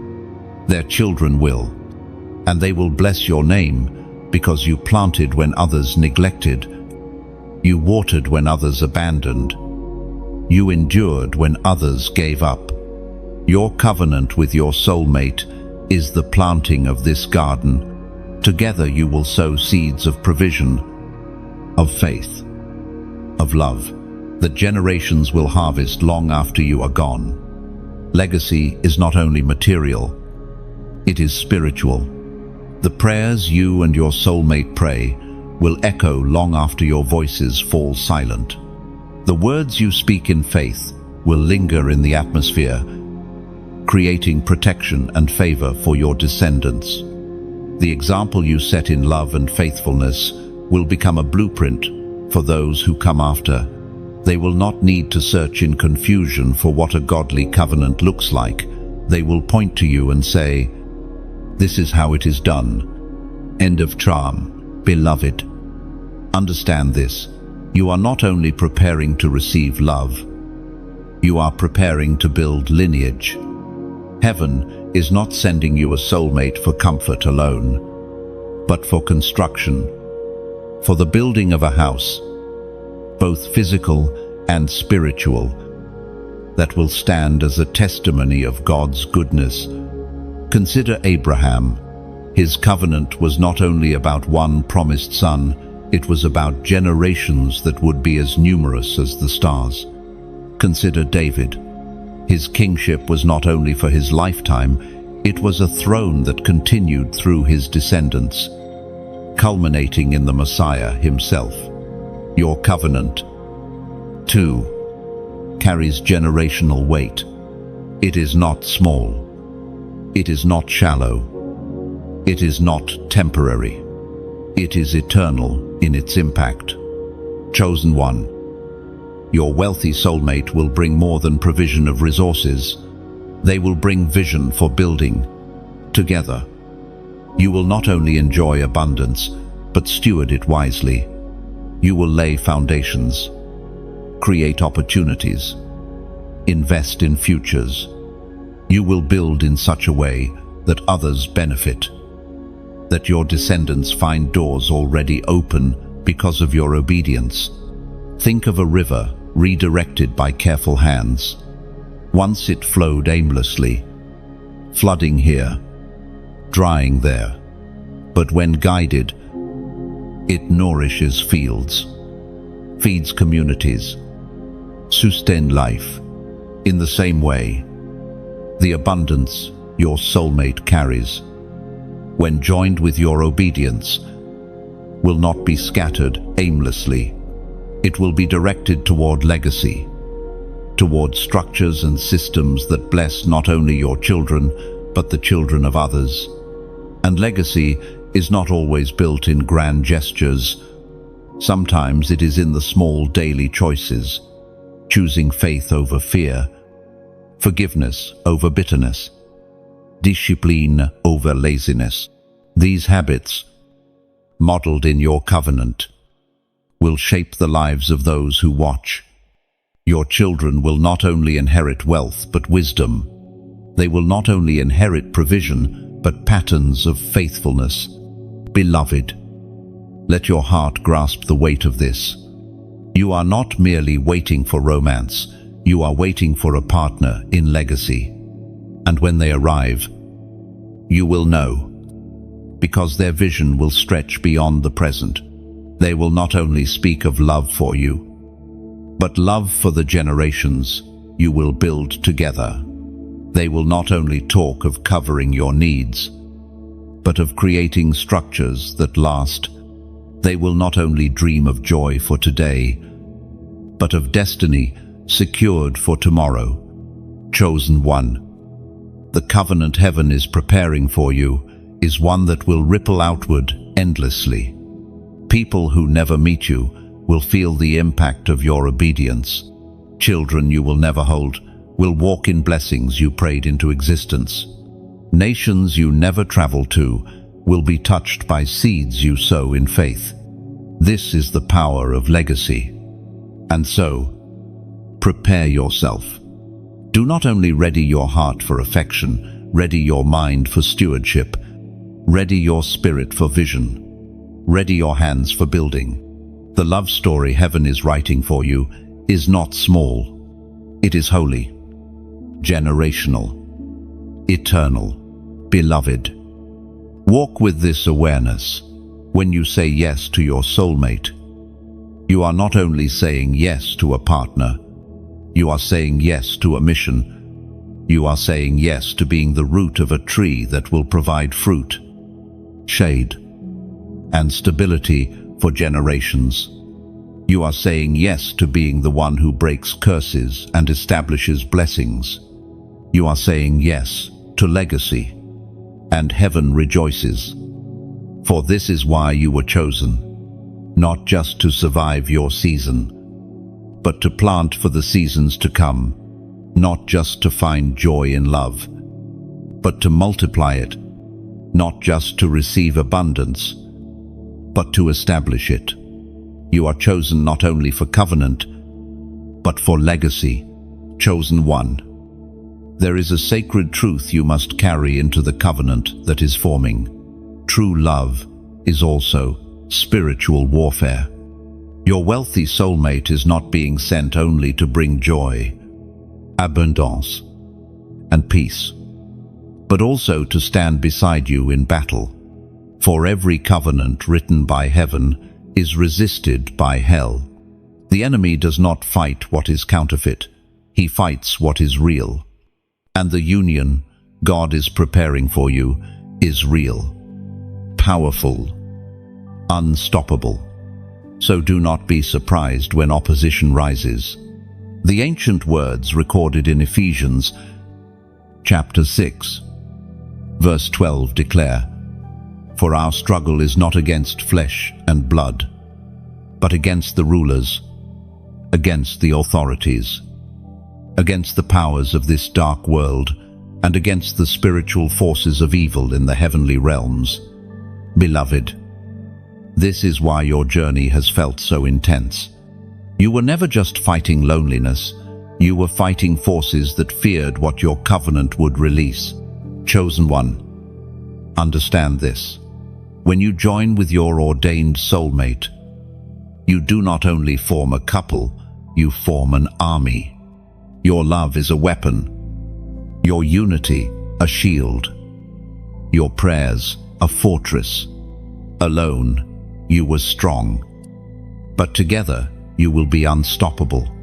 That is why the enemy tried so hard to weary you before this moment. He knew what was at stake. Think of two flames brought together. Separately they flicker, but when joined, they blaze higher, stronger, brighter. That is the image of your covenant. Alone you carried light, but together your light will terrify the darkness. And so the adversary trembles.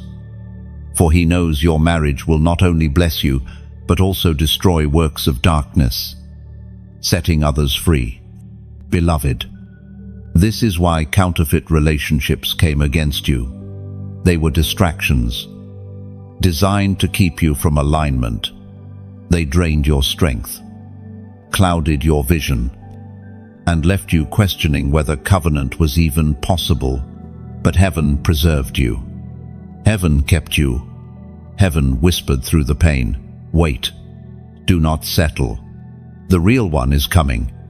And because you waited, you are now positioned for the authentic, chosen one. Your wealthy soulmate is not only provision in finances, they are provision in the spirit. They will cover you in prayer, intercede for your battles, hold your arms when you grow weary. They will speak life when your strength falters. They will stand as a shield against lies, and you will do the same for them. This is covenant, two becoming one, not just in love, but in warfare. Picture a fortress in ancient times. Its walls are strong, its gates guarded, its watchtowers high. Alone, one guard could easily be overwhelmed. But when two guards stand back to back, no enemy can approach unseen. That is your marriage, back to back, covering each other's blind spots, fighting together. Beloved, this is why your covenant will endure. It is not built on fleeting attraction, but on shared purpose, shared battle, shared mission. You are not only lovers, you are soldiers of light. Together, you will wage war against despair, against poverty, against rejection, against everything that once tried to chain you. And your wealth, the abundance that will flow through your covenant, is also part of this battle. Do not think of it only as luxury, it is weaponry. With wealth, you will fund visions, bless communities, rescue the broken, expand the kingdom. What the enemy once used to oppress will now be placed in your hands to liberate. Chosen one, prepare your spirit. This union is not the end of battles, but the beginning of greater victories. You will not fight alone anymore. You will not pray alone, weep alone, or stand alone. You will have a partner whose heart beats with yours, whose prayers rise with yours, whose strength joins yours. Together, you will be as unshakable as mountains, as radiant as a blazing fire. And remember this, the warfare is proof of the promise. The battles you faced were not signs of abandonment, but signs of destiny. If nothing were written over your life, the enemy would not care. But because you are chosen, because your covenant carries generational weight, because your marriage will disrupt darkness, hell trembled. That trembling is why you endured storms, but also why heaven is now sending you reinforcement in the form of your soulmate.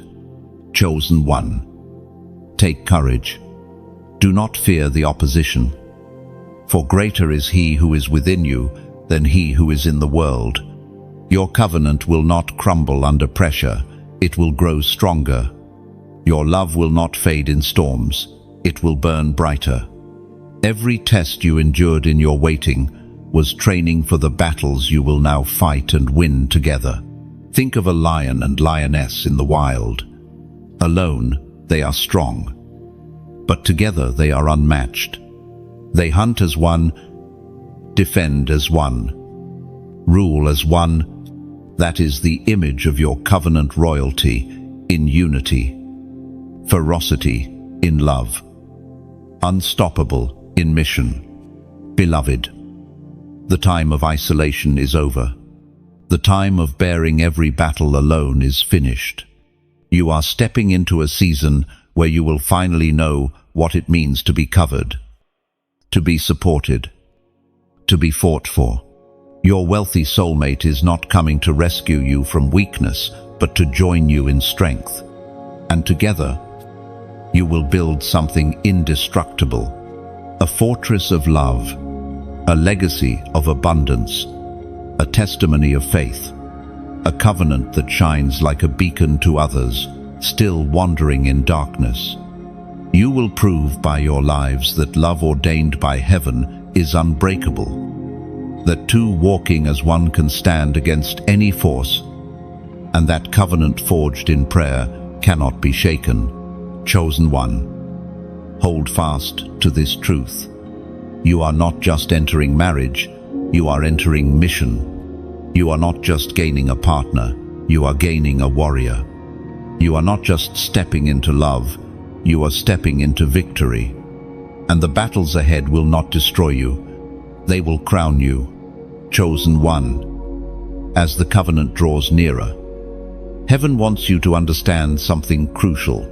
Timing is not random. Every delay, every detour, every moment of waiting had a purpose.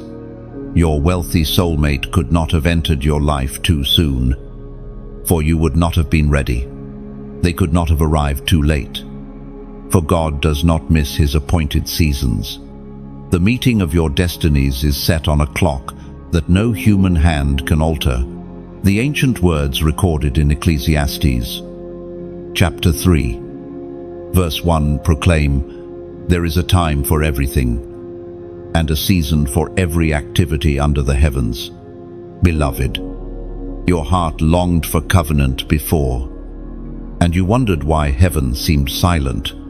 But heaven was not silent, heaven was precise.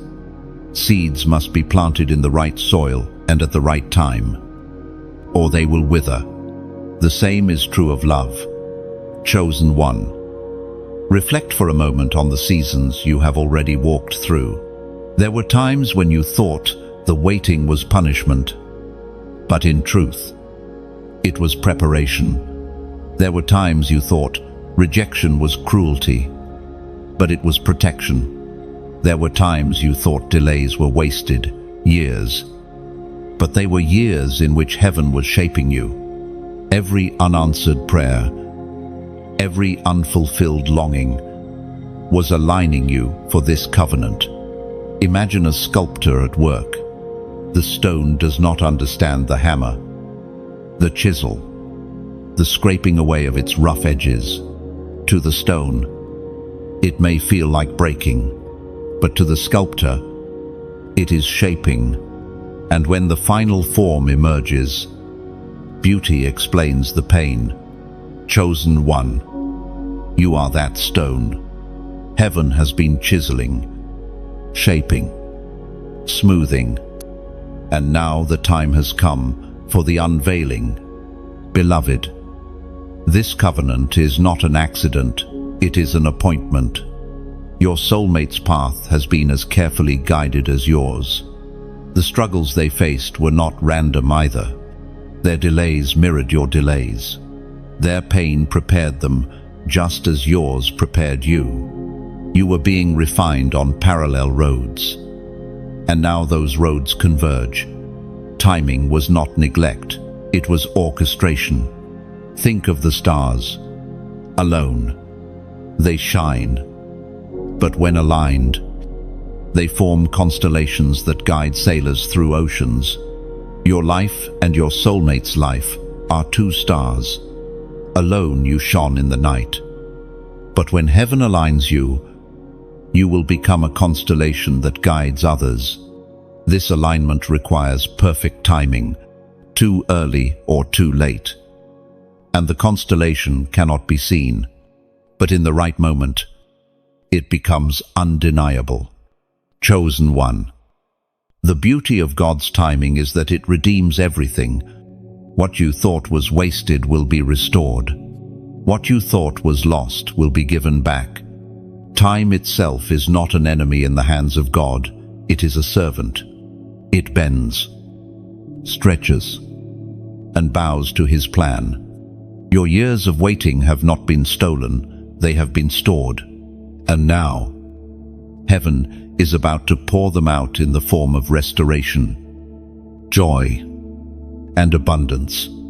Beloved, prepare yourself to be surprised by how quickly things will shift. When timing clicks into place, what felt delayed suddenly accelerates. Doors that would not open swing wide. Conversations that never seemed possible happen with ease. Encounters feel orchestrated. because they are. The same God who parted seas, who moved stars, who held back the sun for Joshua, is the God aligning your covenant. Nothing is too hard for him. Consider Joseph. Years in prison seemed wasted, forgotten, useless. But at the appointed time, one conversation, one shift, lifted him from the dungeon to the palace. Consider Sarah. Decades of barrenness made her laugh in disbelief. Yet, at the appointed time, she held her promised son. Consider you. Every not yet in your life is about to transform into a now. Chosen one. You must hold this truth close. Timing is a shield. Had love arrived too early, you would have settled for the wrong person. Had provision come too soon, you would not have known how to steward it. Had covenant been handed to you in immaturity, it would have collapsed under pressure. But because you waited, because heaven withheld until you were ready, what is coming will not break, it will endure. Picture a fruit tree. If picked too soon, its fruit is bitter. If left too long, its fruit rots. But in the perfect season, the fruit is sweet, nourishing, abundant.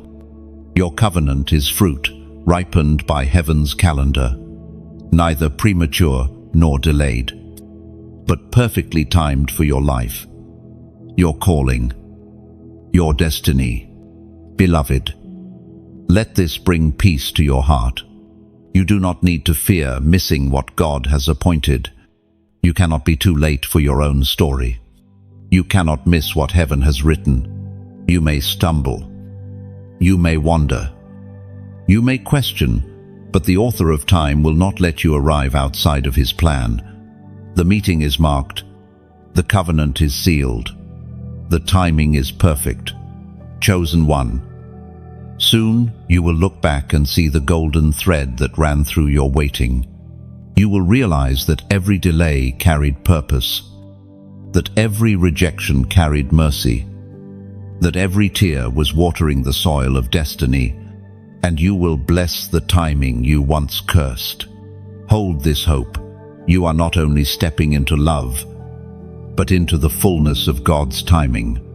And his timing is never late, never flawed, never cruel.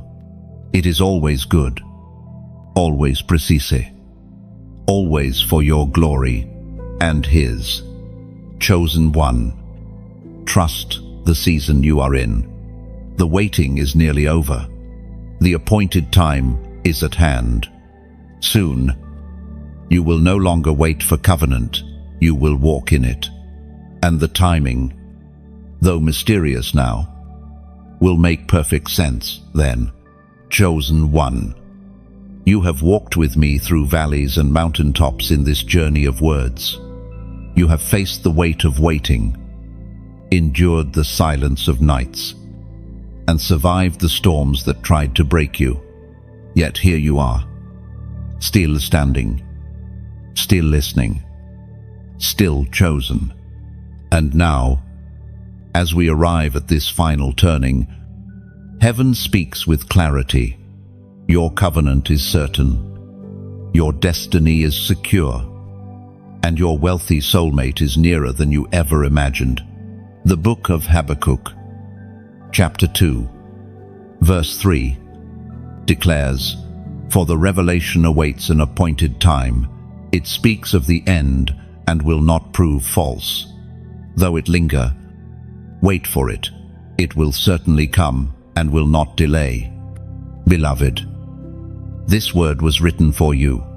Every longing, every delay, every test has been proof of the reality of this covenant. The promise was never false. The wait was never wasted. The lingering was only preparation. And now, the time is at hand. Chosen one. The story heaven is writing over you is not only about love but about restoration. Where others laughed at your waiting, they will marvel at your fulfillment. Where you were once misunderstood, you will be honored. Where your heart was broken, it will be healed in ways that overflow. Your soulmate is not coming to replace what was lost. They are coming to reveal that what you once thought was the best was only a shadow of what God had prepared. Think of a sunrise after a long night. Darkness lingers until the very moment the horizon glows. And suddenly light floods the earth. That is what your season is about to feel like. One day, the silence continues. The next, everything changes. Encounters happen that cannot be explained by coincidence. Conversations feel orchestrated. Peace confirms what logic cannot, and your soul will whisper, "This is the covenant I was waiting for." End of. Beloved, let peace rule in your heart as you prepare for this new beginning. Do not let fear whisper that it is too late. Do not let doubt tell you that you have missed it. Heaven's plan cannot be overturned, and what is written over you cannot be erased.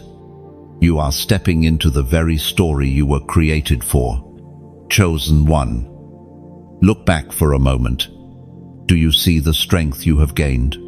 The tears you shed became rivers that watered the soil of your destiny. The rejection you faced stripped away what was counterfeit. The loneliness you endured carved out space for the love that is coming. Even your scars shine now, for they prove you survived what was meant to break you. And because you endured, you are ready for what others could not carry. This covenant is not fragile. It is not temporary. It is not shallow. It is as solid as the rock on which it is built. Your soulmate is not a fleeting romance, but a divine partner. Together, you will stand in unity, in strength, in purpose. Their wealth is not only for comfort, but for mission. Their provision is not only for survival, but for legacy. Their covering is not only for your heart, but for your destiny. Chosen one, your love will be more than laughter. It will be warfare won together. More than comfort, it will be calling fulfilled together. More than joy, it will be justice carried out together. Your covenant is not a closed circle, but a lamp on a hill, lighting the way for others who still wander. And what of the years behind you? They are not lost. They are redeemed. God does not waste seasons. He does not waste pain. He does not waste longing. All of it is poured into the vessel of your future, making it richer, deeper, fuller. Your covenant will carry a weight of glory precisely because you know what it means to wait, to long, to endure. Chosen one, your wealthy soulmate is closer than you think. Heaven has aligned the paths. The moments are set. Soon, you will walk into encounters that carry the fingerprints of God. Soon, you will realize that what felt delayed was always being prepared. And soon, you will live in the covenant you once only dreamed of. So, take courage. Beloved, lift your head. Strengthen your heart. Heaven has not forgotten you. The author of time has not overlooked you. The King of Kings has written your name in his story. And that story is unfolding even now. You are chosen. You are crowned. You are covered. You are about to step into a season where your tears will be wiped away. Your battles will find rest. Your waiting will transform into fulfillment. This is not the end of your journey. It is the beginning of your covenant. Chosen one. Believe it. Receive it. Walk in it. For soon, the words you carried in faith will become the life you walk in reality. Chosen one, you have walked faithfully through every word, every revelation, every whisper of heaven that has flowed in this journey. You have endured 30 sections of truth, of fire, of reminders that you are chosen, called, and sealed. And now, as we close, there is one final invitation. Do not let the flame stop here. Beloved, think of a candle flame. When it stands alone, it glows softly. But when that flame is passed to another candle, and then another, the room becomes filled with light. That is what happens when you share, when you like, when you comment, when you subscribe, when you donate. You are passing the flame. You are ensuring that this light, which has touched your soul, touches others who may still be stumbling in the dark. The words written here were not just for you, they were also for those who will one day hear them through you. Every share becomes a bridge for another weary soul to find encouragement. Every like strengthens the signal so it reaches further. Every comment becomes a testimony that reminds someone, I am not alone in this. Your voice, your action, your engagement are oil for the flame. Beloved, remember the vineyard. A vineyard does not flourish without tender care. Ich wiene, requires water. Pruning, protection, attention. The vineyard of these messages is no different. Your presence is water. Your encouragement is sunlight. Your donations are the hands that prune and strengthen. Without them, the vineyard risks withering. With them, the vineyard bears fruit in abundance. And think of a river. A single drop feels small, but drops join into streams, and streams into rivers that carry life across lands. Your act of support may feel small in your eyes, a like, a comment, a seed sown in giving, but in heaven's sight, it joins a river that cannot be stopped. That river carries healing, encouragement, hope, and truth, far beyond what you could imagine. Beloved chosen one, I speak to you with sincerity. If this message has blessed you, if it has spoken to your heart, if it has reminded you of who you are in God's plan, then let your heart respond. Do not keep the flame only for yourself. Like this word, share it with someone who needs hope. Subscribe so you remain connected to the stream. And if your heart stirs to give, then sow a seed in faith. Your gift is not just donation, it is oil. It is water. It is bread for others yet to be fed. Do not underestimate your small acts. A shepherd boy's stone toppled a giant. A widow's jar of oil sustained her family through famine. A boy's loaves and fish fed thousands. What seemed small became miraculous in God's hands. Your simple act of support carries the same potential. Heaven multiplies what you release. And let your comments also be testimony when you write words of agreement, encouragement, or faith.